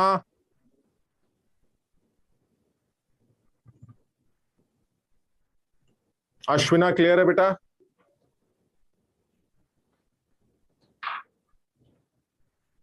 अक्षरा, यस सर। आदित्य बिल्कुल मस्त एकदम? Yes sir. ठीक है। बाकी सेंटर पे जो लोग बैठे हैं उनमें से किसी को भी कोई चीज ना समझ में आए तो पूछ ले, बिल्कुल सीधा, बिल्कुल सीधा, कहीं कोई दिक्कत नहीं है। अगर आप इसको जितना टफ बनाना चाहें आप इसको बना सकते हैं। और तुम समझ नहीं सकते, हमने एक पूरी जेई लेवल का एक कैटेगरी जो सवालों की बनती है वो डिस्कस की, और ये अच्छे लेवल के सवाल बन गए। सैंपल दिया जाएगा, उस सैंपल में प्रोटॉन्स के एनालिसिस, इलेक्ट्रॉन्स के एनालिसिस, वैलेंस इलेक्ट्रॉन्स के एनालिसिस, न्यूट्रॉन्स के एनालिसिस, न्यूक्लियॉन्स के एनालिसिस, मॉलिक्यूल्स के एनालिसिस, एटम्स के एनालिसिस करने के लिए हर साल सवाल मेंस लेवल पर तो पूछ ही लेता। समझ रहे हो? तो एक एनालिसिस है, लेकिन इसमें फिर वही वाली बात आती है, सर मेथड बड़ा आपका देसी लग रहा है। पहले सेब का वेट डिवाइड किया तो नंबर ऑफ एप्पल्स निकल आई। क्या है सर, ये कोई तरीका होता है? ये कोई केमिस्ट्री होती है? तुम जिस केमिस्ट्री की चाहत में बैठे हो वो भी होगी। तुम्हें ये नंबर ऑफ एप्पल्स निकालने का ये जो तरीका दिखाया जा रहा है कि आपने सबसे पहले एप्पल्स कैलकुलेट किए, ये एप्पल्स निकालने का मैं तुम्हें एक और तरीका भी बताऊंगा, लेकिन उसके लिए फिर वो केमिस्ट्री स्टार्ट हो जाएगी जिसको मोल कहते हैं। मैं अभी उस बारे में बात ही नहीं कर रहा, मैं तो कह रहा मुझे पता ही नहीं मोल किसे कहते हैं, ऐसी की तैसी मोल की। क्या इसमें कोई नई बात है कि आपको सैंपल का वेट दे रखा है, आपको एक एप्पल का वेट निकालना आता है, आप डिवाइड करके नंबर ऑफ एप्पल्स कैलकुलेट कर लेंगे? इसमें कौन सी केमिस्ट्री है? और इसमें मोल कहां से बीच में आ गया? मुझे बिल्कुल समझ में नहीं आ रहा, वाकई में इसमें मोल कहीं नहीं। लेकिन अब मैं आता हूं उस सरकारी, उस किताबी लैंग्वेज पर जिसमें इस तरह के सवालों को उस किताबी तरीके से कि पहले मोल निकाल लो, मोल के बाद अवोगाड्रो नंबर से मल्टीप्लाई कर लो, ये कर लो, वो कर लो। अब हम उस बारे में आने जा रहे हैं। अगर तुम लोग को यहां तक सारी चीज क्लियर हो गई है तो हम अगले स्टेप में स्विच करने जा रहे हैं, जिसके पहली डेफिनेशन स्टार्ट करेंगे, मोल। बताओ यहां तक ठीक है? आगे बढ़ जाएं? अगर अब भी किसी को कुछ पूछना हो तो पूछ सकता है, हालांकि हम और सवाल करते रहेंगे, बाद में देखते हैं। ठीक, अब हम नेक्स्ट पॉइंट पर आते हैं, और वो है हमारा, इसमें कुछ एक आध सवाल और हैं उल्टे सीधे, वो तुम्हें मैं पीडीएफ में दे दूंगा, तुम आराम से करना। और वो है हमारा मोल। मैं चाह रहा हूं कि बल्कि तुम इधर बोर्ड पर कुछ डेफिनेशन अभी पढ़ने की कोशिश मत करो, सब भूल जाओ। तुम में से कोई मुझे बता सकता है व्हाट इज 1 मोल? एक मोल का क्या मतलब? इसको मत पढ़ो, सब भूल जाओ, सब छोड़ दो। सोचो, जो तुमने कभी सुना हो 9th क्लास में, या कभी अभी सुना हो कभी, एक मोल किसे कहते हैं?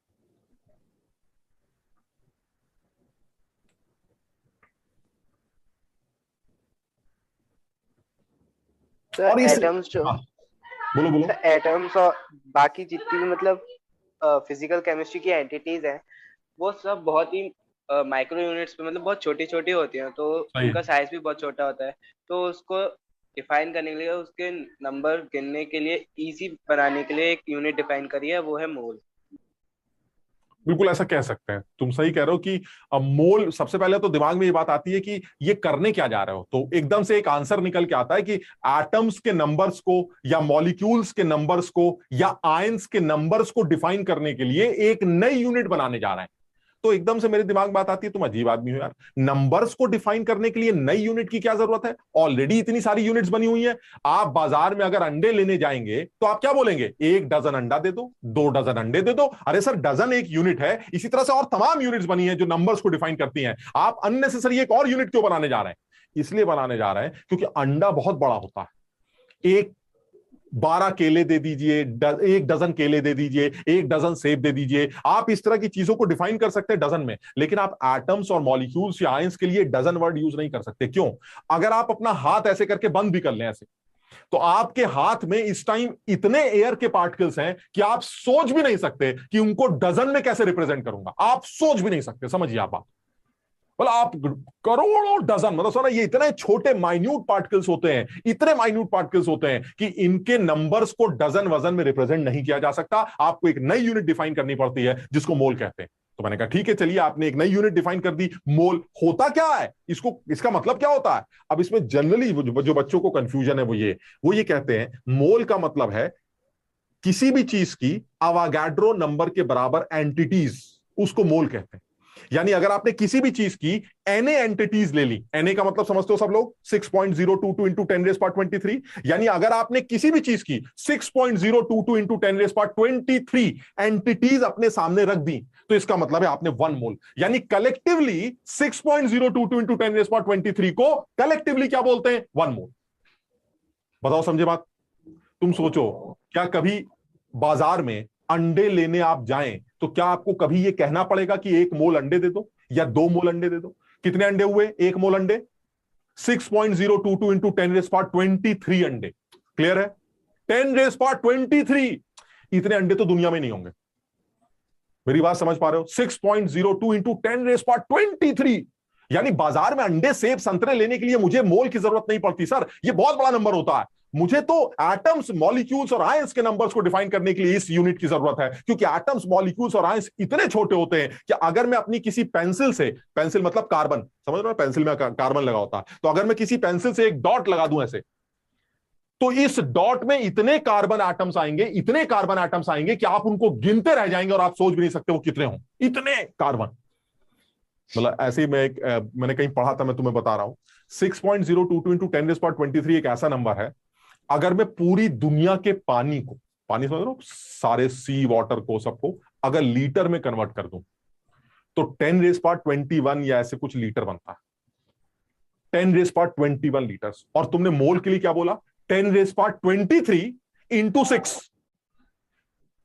पानी, जो पूरी दुनिया का पानी, उससे भी 100 गुना ज्यादा नंबर इंटू 6, यानी 6 मोर टाइम्स। आप समझ रहे हैं मोल का क्या क्या लॉजिक है? यानी ये इतने छोटे नंबर्स के, छोटे पार्टिकल्स के नंबर्स को डिफाइन कर रहा है, इसलिए इसका कोई सिग्निफिकेंस नहीं कि आप ये बोले कि 1 मोल आदमी खड़े हैं। अरे 1 मोल आदमी दुनिया में हो ही नहीं सकते कभी, 1 मोल आदमी, समझ रहे हैं, 10⁻23 इंटू 6 हो ही नहीं सकते। यानी एटम्स के लिए ठीक है सर, एटम बड़े छोटे होते, ऐसे कर लेंगे तो बहुत सारे आ जाएंगे, चलिए एटम के लिए समझ में आता है, मॉलिक्यूल्स के लिए समझ में आता है, आयंस के लिए समझ में आता है, लेकिन सर 1 मोल या मोल एक ऐसी यूनिट नहीं है कि आप संतरों के नंबर्स को या अंडों के नंबर्स को या आदमियों के नंबर्स को आप मोल से डिफाइन करें। हाँ, इतना क्लियर है कि किसी भी चीज की अवागाड्रो नंबर के बराबर अगर एंटिटीज इकट्ठी कर ली जाएं तो आप उसको 1 मोल बोलते हैं, यानी 1 मोल मींस अवागाड्रो नंबर्स के बराबर एंटिटीज। यहां तक समझ पाए? अच्छा, ये तो सिर्फ हमारी तुम्हारी लैंग्वेज हो गई। अब आते हैं मोल की डेफिनेशन। तुम बताओ, अवागाड्रो नंबर कोई आसमान से टपका नंबर होगा? जैसे अवागाड्रो सुबह सो के उठा और चिल्लाने लगा कि भाई आज से जो है मेरा नंबर जो होगा वो 1 मोल के बराबर होगा, 6.022 इंटू 10⁻23 का मतलब 1 मोल, 1 मोल, 1 मोल। ये तो कोई, या ये कोई मैजिकल नंबर है? 6.02 इंटू 10⁻23, क्या ये कोई मैजिकल नंबर है जो लोगों ने याद कर लिया कि इतने नंबर को ही 1 मोल बोलेंगे? ना, ये कैलकुलेटेड नंबर। अवागाड्रो तो कहीं पिक्चर में ही नहीं है, क्योंकि मोल की डेफिनेशन ये है जो तुम्हारे सामने लिखी।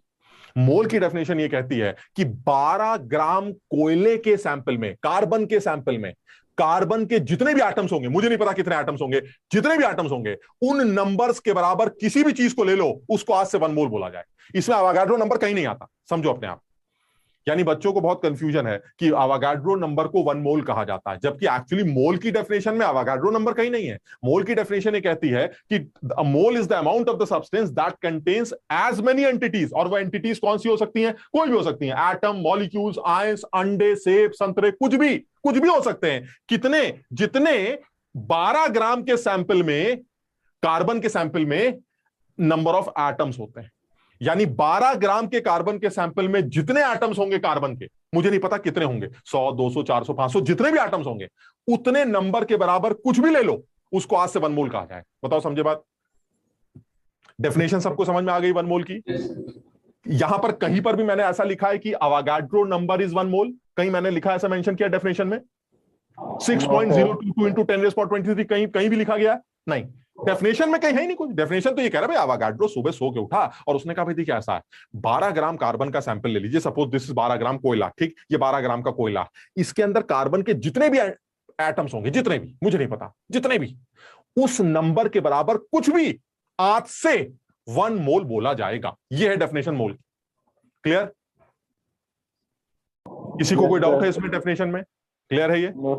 अच्छा, क्या तुम खुद बता सकते हो कि 12 ग्राम कोयले के सैंपल में कितने कार्बन के एटम्स होंगे? बताइए। अभी 2 क्लास खत्म हो गई यही निकालने में कि सेब कितने हैं, अभी भी सोच रहे हैं। 12 ग्राम कार्बन के सैंपल में कितने एटम्स होंगे, कैसे निकालें? Total weight of the sample upon 1 एक एटम, एक C12 एटम का। अरे ये तो अब तक करते हो ना, सैंपल का वेट कितना हुआ? 12 ग्राम। यानी अब तक जो तुम कर रहे थे वो यही तो कर रहे थे यार, तुम लोग सब लल्लू। यानी अब तक जो तुम कर रहे थे वो ये कर रहे थे जो अभी हम कर रहे हैं।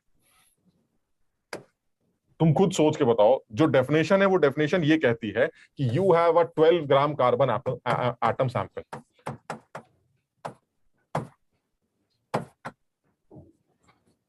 और इस सैंपल में कार्बन के एटम्स, कितने कार्बन के एटम्स हैं, कितने एप्पल से कैसे निकालते थे यार? अब फिर भूल गए तुम? कैसे निकाले? टोटल वेट को एक एप्पल के वेट से डिवाइड कर दें, याद है? फिर भूल गए? तो इसका मतलब ये हुआ, अगर आपको एक एप्पल का वेट पता हो, पता नहीं तुम्हें याद है कि नहीं, एक कार्बन का वेट 12U होता है। Yes sir. 6 प्रोटॉन, 6 न्यूट्रॉन, यानी 12 न्यूक्लियॉन्स। 12 न्यूक्लियॉन्स का वेट 12U, यानी 1 carbon weight is 12U। Clear? And the total weight of the box is 12 gram. So ultimately number of apples कितने हुए? नंबर ऑफ कार्बन एटम्स कितने हुए? Total weight of the sample divided by weight of 1 apple. चलो थोड़ा तमीज से लिख लेते हैं, 12 gram upon 12 into 1.66 into 10⁻⁻24 gram. Gram से ग्राम कैंसिल, 12 से 12 cancel. Now this is 1 upon 1.66 into 10⁻⁻24। क्या बन जाता था? 6.022। और इसी को तो Na कहते थे। यानी डेफिनेशन में Na कहीं नहीं है। This is not a magical number, this is a calculated number by definition. यानी डेफिनेशन ये कहती भाई देखिए ऐसा मुझे नहीं पता Na क्या होता, मैं तो ये कह रही हूं आपसे कि 12 ग्राम कोयले में कार्बन के जितने भी एटम्स होंगे, जितने भी, मुझे नहीं पता कितने होंगे, जितने भी होंगे, आज से उस नंबर के बराबर, जितने एटम्स हैं उस नंबर के बराबर कुछ भी ले लो, आज से उसको 1 मोल कहा जाएगा। This is definition. क्लियर? अच्छा, अब कितने एटम्स होंगे ये कैसे निकाला आपने? अरे सर ये तो बचपन से निकालते चले आ रहे हैं, आज 2 क्लास हो गई ये सीखते सीखते कि अगर सैंपल का वेट पता हो और एक एप्पल का वेट पता हो तो डिवाइड करके नंबर ऑफ एटम्स कैलकुलेट किए जा सकते हैं। Those number of atoms they are equal to Na, so that means by definition Na means 1 mole. Na entities of anything is 1 mole. ये है डेफिनेशन।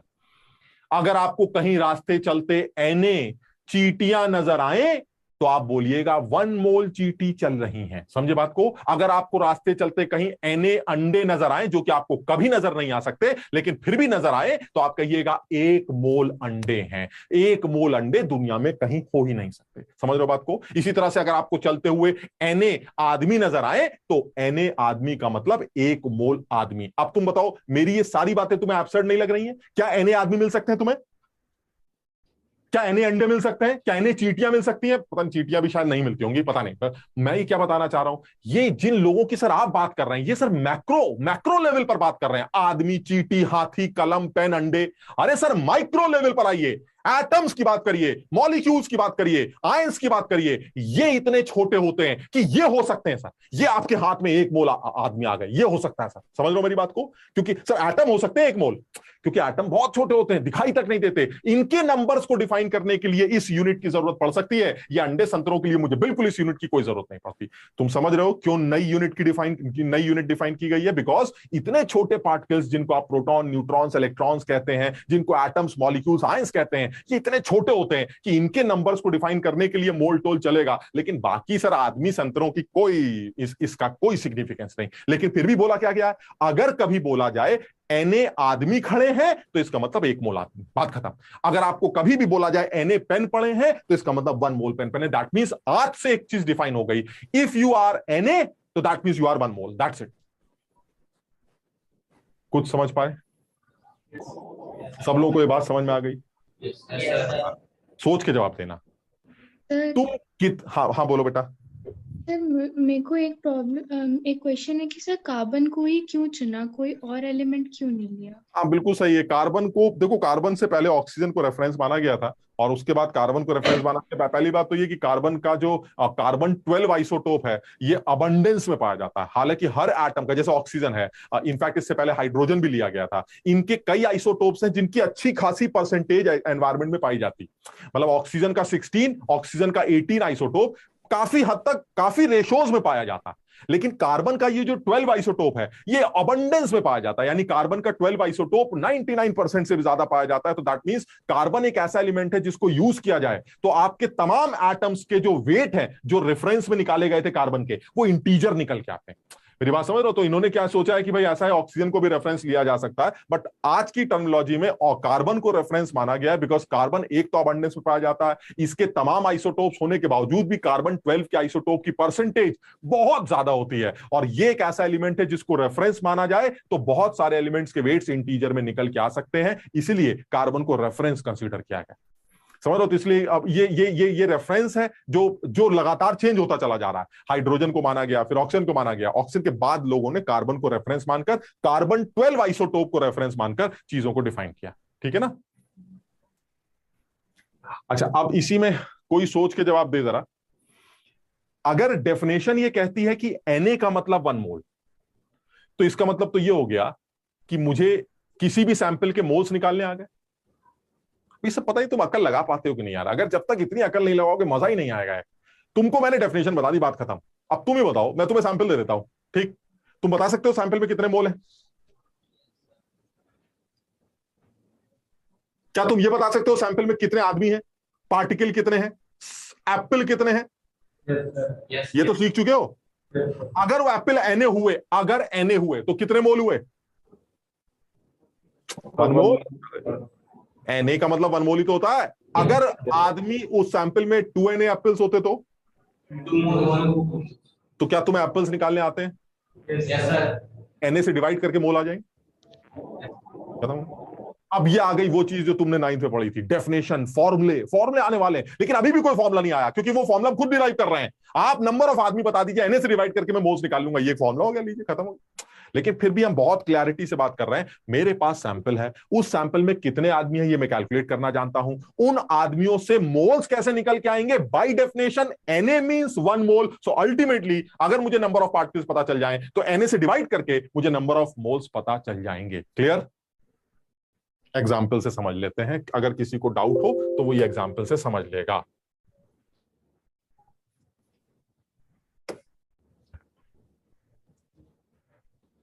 ये ले लेते हैं, बिल्कुल सिंपल, एकदम सिंपल एग्जांपल लेते हैं। ये मेरा सैंपल है, और इस सैंपल में मान लीजिए ऐसे ही बोल देते हैं, चलो देखते हैं तुम्हें याद है कि नहीं। 48 ग्राम मैग्नीशियम सैंपल, मैग्नीशियम एटम्स। क्या आप बता सकते हैं इस सैंपल में कितने मोल्स हैं? कोई फॉर्मूला नहीं आता मुझे, कोई फॉर्मूला नहीं आता मुझे, सिर्फ डेफिनेशन आती है। क्या मैं उस डेफिनेशन को यूज करके मोल्स निकाल सकता हूं? सर 2 मोल। क्या तरीका होगा बताओ? सबसे पहले क्या करें? कोई फॉर्मूला नहीं आता, सबसे पहले क्या करें? क्या मैं नंबर ऑफ एप्पल्स निकाल सकता हूं? Number of magnesium atoms, total weight दे रखा है। Yes sir. एक मैग्नीशियम का वेट पता है, अभी आज बताया था मैंने। एक मैग्नीशियम 24U। यार याद करोगे तो ही तो होगा यार, याद ही नहीं करोगे कैसे काम चलेगा? अभी आज बताया था। यानी अगर आपको नंबर ऑफ मैग्नीशियम एटम्स निकालने हो तो सबसे पहले नंबर ऑफ मैग्नीशियम एटम्स निकाल लेते हैं। नंबर ऑफ मैग्नीशियम एटम्स हो गए 24 नहीं 48 ग्राम। ये हमें दे रखा है 48 ग्राम। 48 ग्राम डिवाइडेड बाय एक मैग्नीशियम का वेट। बताओ समझ में आया? Yes sir. ये ठीक है 2Na? ठीक है। अच्छा अब बताओ बाय डेफिनेशन क्या बोले? Na मींस 1 मोल, तो 2Na मींस, यानी बाय डेफिनेशन, बिल्कुल सीधी सीधी बात कर रहे हैं, बाय डेफिनेशन Na मतलब 1 मोल, तो 2Na मतलब 2 मोल्स, तो दैट मींस मेरे सैंपल में 2 मोल हैं। यानी मैग्नीशियम का ये सैंपल 2 मोल का सैंपल। कोई केमिस्ट्री नहीं है, कोई फॉर्मूला नहीं लगा रहा, मैं सिर्फ मोल की डेफिनेशन को यूज करके मोल्स कैलकुलेट कर रहा हूं। और मैं तुम्हें बता रहा हूं, अगर आप अपने किसी फ्रेंड से भी ये कह दें कि अगर मैं तुम्हें सैंपल दे दूं और तुमसे ये पूछूं कि सैंपल में मोल्स कितने, ठीक, तो वो सबसे पहले क्या करेगा? एक फॉर्मूला लगाएगा। तुम्हें पता है 48 को 24 से डिवाइड करके 2 आता है, कोई फॉर्मूला होगा, हम भी सीख लेंगे वो फॉर्मूला, ठीक। अगर तुम उससे ये कहो कि कोई फॉर्मूला नहीं लगाना, अब तुम बताओ मोल्स कितने हैं, वो मोल्स कैलकुलेट ही नहीं कर सकता। क्यों? क्योंकि उसको वो बेसिक्स नहीं पता है। वो ये जानता ही नहीं है कि 48 को 24U से डिवाइड करके पहले नंबर ऑफ पार्टिकल्स निकाल लिए जाते हैं और बाय डेफिनेशन उसको 2 मोल बोला जाता है। वो सिर्फ एक फॉर्मूला जानता है कि 48 को 24 ग्राम से डिवाइड करके डायरेक्ट 2 मोल निकाला जाता है। अगर तुम इस फॉर्मूले को छुपा लो तो वो ये जानता ही नहीं है कि नंबर ऑफ पार्टिकल्स की हेल्प से भी मोल्स कैलकुलेट किए जा सकते हैं, और वो नंबर ऑफ पार्टिकल्स निकालने के लिए आपको एक पार्टिकल के वेट से डिवाइड करना। कुछ समझ पाए? यानी आज भी अगर मैं कोई फॉर्मूला नहीं जानता तो क्या मैं ये जानता हूं कि नंबर ऑफ एप्पल्स कैसे निकाले जाते हैं? दूसरी बात, क्या मैं ये भी समझ गया कि Na का मतलब 1 मोल होता है? तो इसका मतलब नंबर ऑफ पार्टिकल्स को निकालने के बाद अगर मैं Na से डिवाइड कर दूं, यहां पर आपने 2Na को Na से डिवाइड किया तभी तो 2 आया। इसका मतलब आज मेरे सामने एक फॉर्मूला आ गया, moles is equal to number of entities divided by Avogadro's number, that is total particles divided by Na। यानी ये मेरे लिए मोल निकालने का एक फॉर्मूला तो तैयार हो रहा है, और ये आपको अच्छी तरह से याद भी रखना है कि जब कभी भी मोल्स कैलकुलेट करने हो तो नंबर ऑफ पार्टिकल्स को Na से डिवाइड करके आप डायरेक्टली मोल सैंपल के कैलकुलेट कर सकते हैं। ये पहला फॉर्मूला।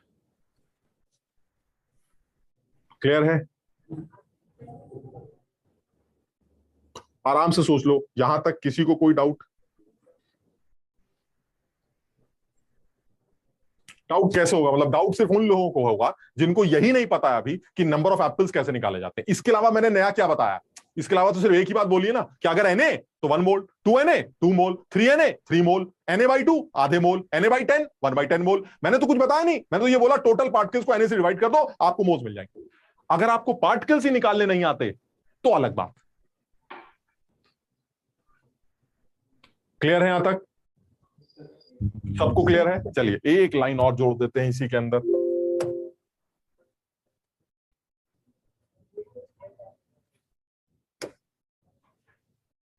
और वो बहुत इंपॉर्टेंट है, ग्राम एटॉमिक मास और ग्राम मॉलिक्यूलर मास। बहुत इंपॉर्टेंट। नाम से क्या लग रहा है? ग्राम एटॉमिक मास। इसके नाम से क्या लग रहा है? ग्राम एटॉमिक मास। मुझे ऐसा लगता है इसका मतलब यह हुआ कि किसी भी एटम के मास को ग्राम में रिप्रेजेंट किया जा रहा है, जबकि अभी तक तुमने किसी भी एटम के मास को यू में रिप्रेजेंट किया, 12U 20U 30U फलाना यू। अब वो कह रहे नहीं ग्राम में, अरे तो ग्राम में तो कन्वर्ट करना आता ही है ना, यू को ग्राम में कन्वर्ट कर दो। नहीं, ग्राम एटॉमिक मास के डेफिनेशन में कुछ और है। वो ये है, मास of 1 mole of atoms is gram atomic mass. 1 mole of atom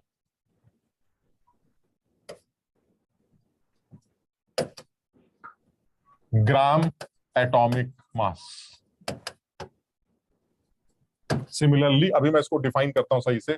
similarly mass of 1 mole of molecule is equal to ग्राम मॉलिक्यूलर मास.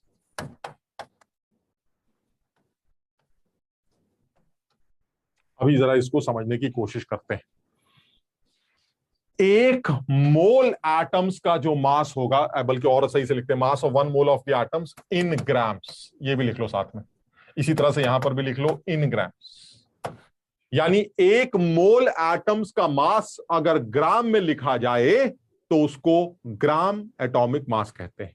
इसी तरह से एक मोल मॉलिक्यूल्स के मास को अगर ग्राम में लिखा जाए तो उसको ग्राम मॉलिक्यूलर मास कहते हैं. बिल्कुल सीधी डेफिनेशन, कहीं कोई झंझट नहीं और तुम्हें बिल्कुल सीधी समझ में आ जाएगी. तुम में से कोई मुझे बता सकता है कि हाइड्रोजन का ग्राम एटॉमिक मास क्या होगा? कैसे निकालें? तुम सिर्फ डेफिनेशन की बात करना, कोई आदमी पुरानी नॉलेज को बिल्कुल यूज नहीं करेगा, सिर्फ डेफिनेशन के बारे में बात करते हैं. हाइड्रोजन एटम का ग्राम एटॉमिक मास क्या डेफिनेशन होती है? एक मोल हाइड्रोजन एटम्स के मास को अगर ग्राम में रिप्रेजेंट किया जाए तो that is gram atomic mass of hydrogen. अच्छा, आप क्या जानते हैं हाइड्रोजन एटम के बारे में? क्या होता है उसका वेट? हाइड्रोजन के एक एटम का वेट क्या होता है? 1 यू होता है. क्लियर है? एक ही प्रोटॉन होता है, 1 यू. ठीक. एक एटम का तुम्हें कितने एटम्स का वेट चाहिए? 1 मोल. 1 मोल मतलब कितने? Na. समझ में आई बात? यानी एक एटम का वेट तुम्हें पता है. चलिए एक एटम का वेट ले लेते हैं 1 इंटू ग्राम में रिप्रेजेंट करना है तो 1 यू का वेट हो गया 1.66 इंटू 10⁻⁻24 ग्राम. ये एक एटम का वेट हो गया. यू को ग्राम में कन्वर्ट कर दिया, एक एटम का वेट हो गया. तुम्हें कितने लोगों का वेट चाहिए? 1 मोल. क्या करें? अवागाड्रो नंबर से मल्टीप्लाई करते हैं. तो अवागाड्रो नंबर से मल्टीप्लाई कर देते हैं 6.022 इंटू 10⁻23. आप इसको सॉल्व करिए, ये 1 ग्राम आएगा. क्यों आएगा? क्योंकि 1/1.66 को ही तो ये बोलते हो. तो जब क्रॉस मल्टीप्लाई करोगे तो 1 ही तो आएगा. अरे यही तो होता है. 1/1.66 इंटू 10⁻⁻24 को ही तो 6.022 इंटू 10⁻23 कहते हैं. तो जब इन दोनों को क्रॉस मल्टीप्लाई करोगे तो 1 ही तो बचेगा. So this into this will be 1. ये दोनों मिलके 1 हो जाएंगे. 1 पहले से है. 1 इंटू 1 ग्राम. क्यों? क्योंकि सर ये जो वेट आपने लिखा है ये ग्राम में होता है. This is gram. सोचो कितनी मजे की बात. हाइड्रोजन के एक एटम का वेट कितना? 1 यू. और हाइड्रोजन के एक मोल एटम्स का वेट कितना? 1 ग्राम. और एक मोल एटम्स के वेट को ही हाइड्रोजन का ग्राम एटॉमिक वेट कहा जाता है. यानी जब कभी भी किसी एटम का वेट ग्राम्स में रिप्रेजेंट हो तो इसका मतलब वो एक मोल का वेट है. और जब कभी किसी एटम का वेट यू में रिप्रेजेंट हो तो इसका मतलब एक आदमी का वेट है. एक आदमी का वेट. कुछ समझ पा रहे हो? कोई सोच के जवाब देगा जल्दी से. कार्बन का ग्राम एटॉमिक मास कितना होगा? 12 ग्राम. 12 ग्राम. क्यों? क्योंकि कार्बन के एक एटम का वेट 12 यू. कार्बन के एक मोल का वेट 12 ग्राम. यानी यू की जगह ग्राम बोल रहे हो अगर तो एक मोल का वेट जिसको ग्राम एटॉमिक वेट कहते हैं. और अगर यू में बात कर रहे हो तो एक आदमी का वेट. एक आदमी का वेट, छोटा सा आदमी जो दिखाई भी नहीं देता, उसका वेट यू में. चुप निकाल के देख लेते हैं. चलिए एक आध लोगों का ग्राम एटॉमिक मास खुद निकाल के देखते हैं. एक बार फटाफट तुम निकाल के दिखा दो मुझे.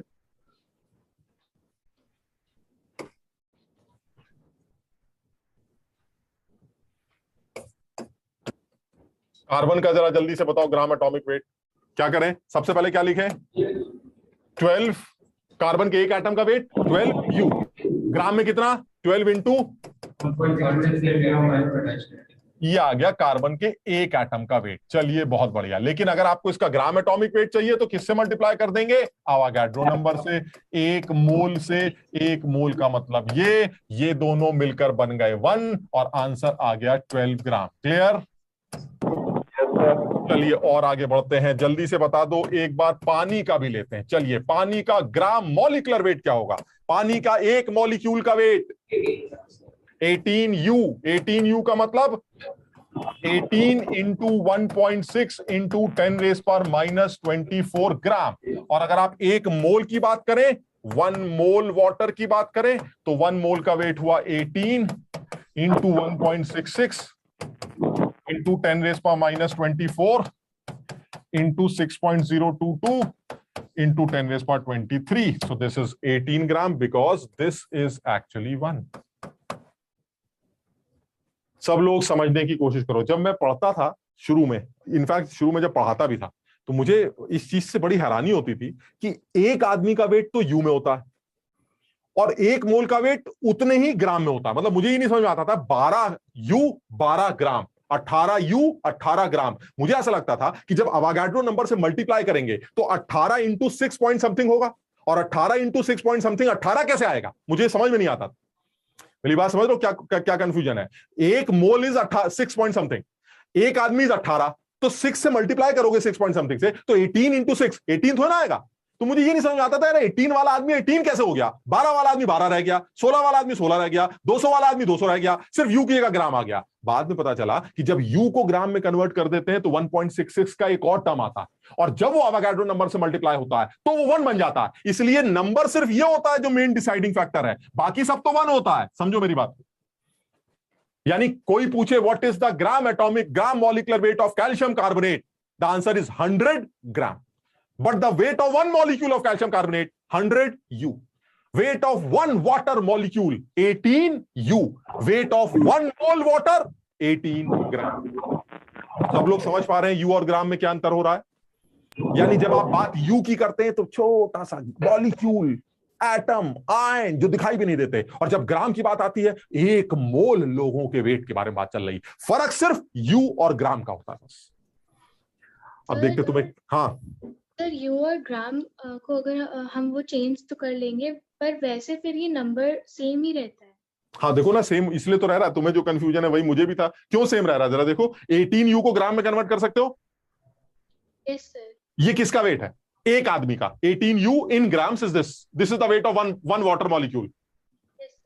ठीक है, और तुम्हें चाहिए ग्राम मॉलिक्यूलर वेट, तो किससे मल्टीप्लाई करना पड़ेगा? 1 मोल के लिए अवागाड्रो नंबर से। Yes sir. तो आप अवागाड्रो नंबर से मल्टीप्लाई करेंगे तो पता ये चलेगा कि दिस इनटू अवागाड्रो नंबर। तो जब आप अवागाड्रो नंबर से मल्टीप्लाई करेंगे तो दिस टर्म विल बी 1, ये 1 हो जाएगा। ये हमेशा 1 होगा, समझ लो ना, ये और ये मिलकर हमेशा 1 आएगा।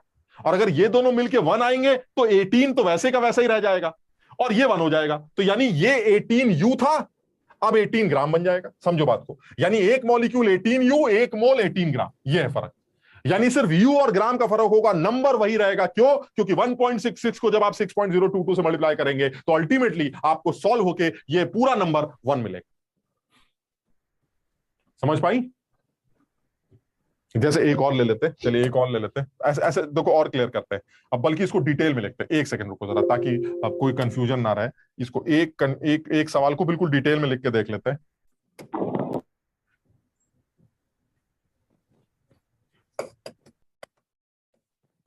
Find out the gram molecular weight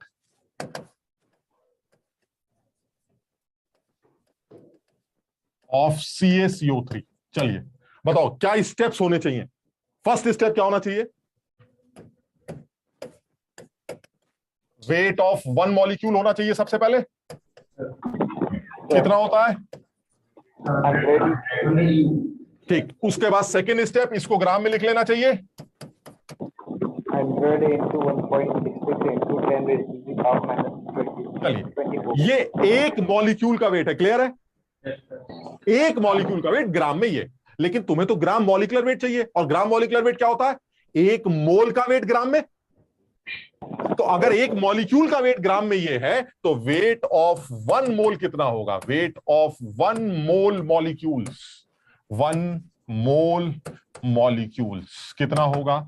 एक का weight that is 100 into 1.66 into 10⁻⁻24 ग्राम इंटू 1 मोल में कितने मॉलिक्यूल्स होंगे? 6.022। क्लियर है? समझ पाए सब लोग? इन दोनों का मल्टीप्लीकेशन क्या बनेगा? तो बचा क्या? यानी एक मॉलिक्यूल 100 यू, एक मोल 100 ग्राम।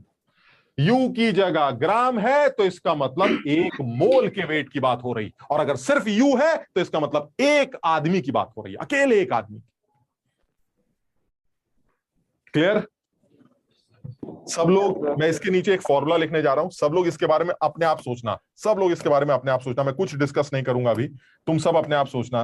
क्या ये फॉर्मूला तुम में से कोई आदमी अभी हाथ खड़ा करके बता सकता है कि सर मुझे ये वाला फॉर्मूला जो मुझे 9th में बचपन में सिखाया गया था मुझे अब समझ में आ गया?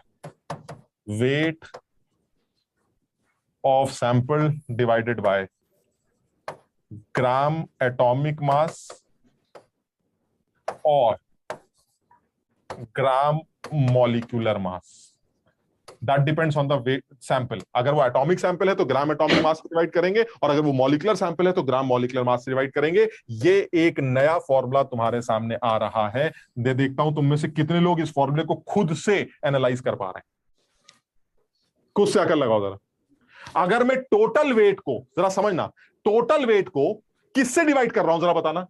उस एटम के, एक एटम के वेट से डिवाइड कर रहा हूं या एक मोल से?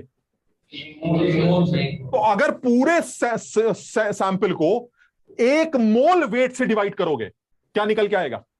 Number of moles. समझो बात। और जब एक एप्पल के वेट से डिवाइड करोगे तब क्या निकल के आएगा? Number of apples. दोनों में अंतर बड़ा क्लियर होना चाहिए। टोटल वेट डिवाइड, जैसे जैसे एक छोटा सा एग्जांपल, 200 ग्राम का CaCO3 का सैंपल, ये सैंपल, अब जरा सोच के बताना ये क्या निकलने जा रहा है? 200 ग्राम डिवाइडेड बाय 100 यू, बताओ क्या निकलने जा रहा है?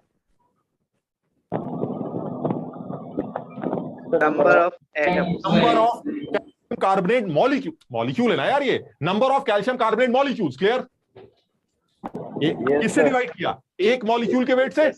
यानी टोटल वेट को अगर एक मॉलिक्यूल के वेट से डिवाइड करोगे तो क्या निकल के आएंगे? Number of molecules. अच्छा अब सोच के बताना, 200 ग्राम डिवाइडेड बाय 100 ग्राम, अब क्या निकल के आएगा? Number of moles. अब मोल्स निकल के आएंगे, क्योंकि अब आप किससे डिवाइड कर रहे हैं? एक मॉलिक्यूल के वेट से नहीं, एक मोल मॉलिक्यूल के वेट से। यानी अगर टोटल वेट को एक मोल मॉलिक्यूल के वेट से डिवाइड करते हैं, जिसको ग्राम मॉलिक्यूलर वेट कहा जाता है, तो आपको मोल्स मिल जाते हैं। और अगर आप एक मॉलिक्यूल के वेट से डिवाइड करते हैं तो आपको नंबर ऑफ मॉलिक्यूल्स मिल जाते हैं। यानी यहां पर तो आपको मॉलिक्यूल्स मिल जाएंगे टोटल, लेकिन यहां पर आपको मोल्स मिल जाएंगे। सब लोग इसको इत्मीनान से समझना, अगली क्लास में इसके बारे में और डिस्कशन करेंगे। आज की क्लास में मोल्स तक की चीजें हमने करी हैं, घर में इसको सही से एक बार रिवाइज करना, ठीक है? तो नेक्स्ट क्लास में इसको, और फिर इसी के ऊपर बहुत सारी बातें करनी है अभी मोल्स के ऊपर, तो कोई कंफ्यूजन नहीं है, आराम से घर में ग्राम मॉलिक्यूलर वेट क्या है, ग्राम एटॉमिक वेट क्या है, इसको रिवाइज करना, सारी चीजें जो आज की गई, एटम्स कैसे निकलते हैं, मॉलिक्यूल्स कैसे निकलते हैं, इलेक्ट्रॉन्स, प्रोटॉन्स, न्यूट्रॉन्स कैसे निकलते हैं, उनको रिवाइज करना, ठीक है ना? अगली क्लास में फिर मुलाकात करते हैं। Thank you. हाँ फर्स्ट क्लास की पीडीएफ क्या बेटा? सर फर्स्ट वाली क्लास की पीडीएफ अभी नहीं मिली? नहीं सर अभी नहीं मिली। अच्छा सर अभी ठीक है।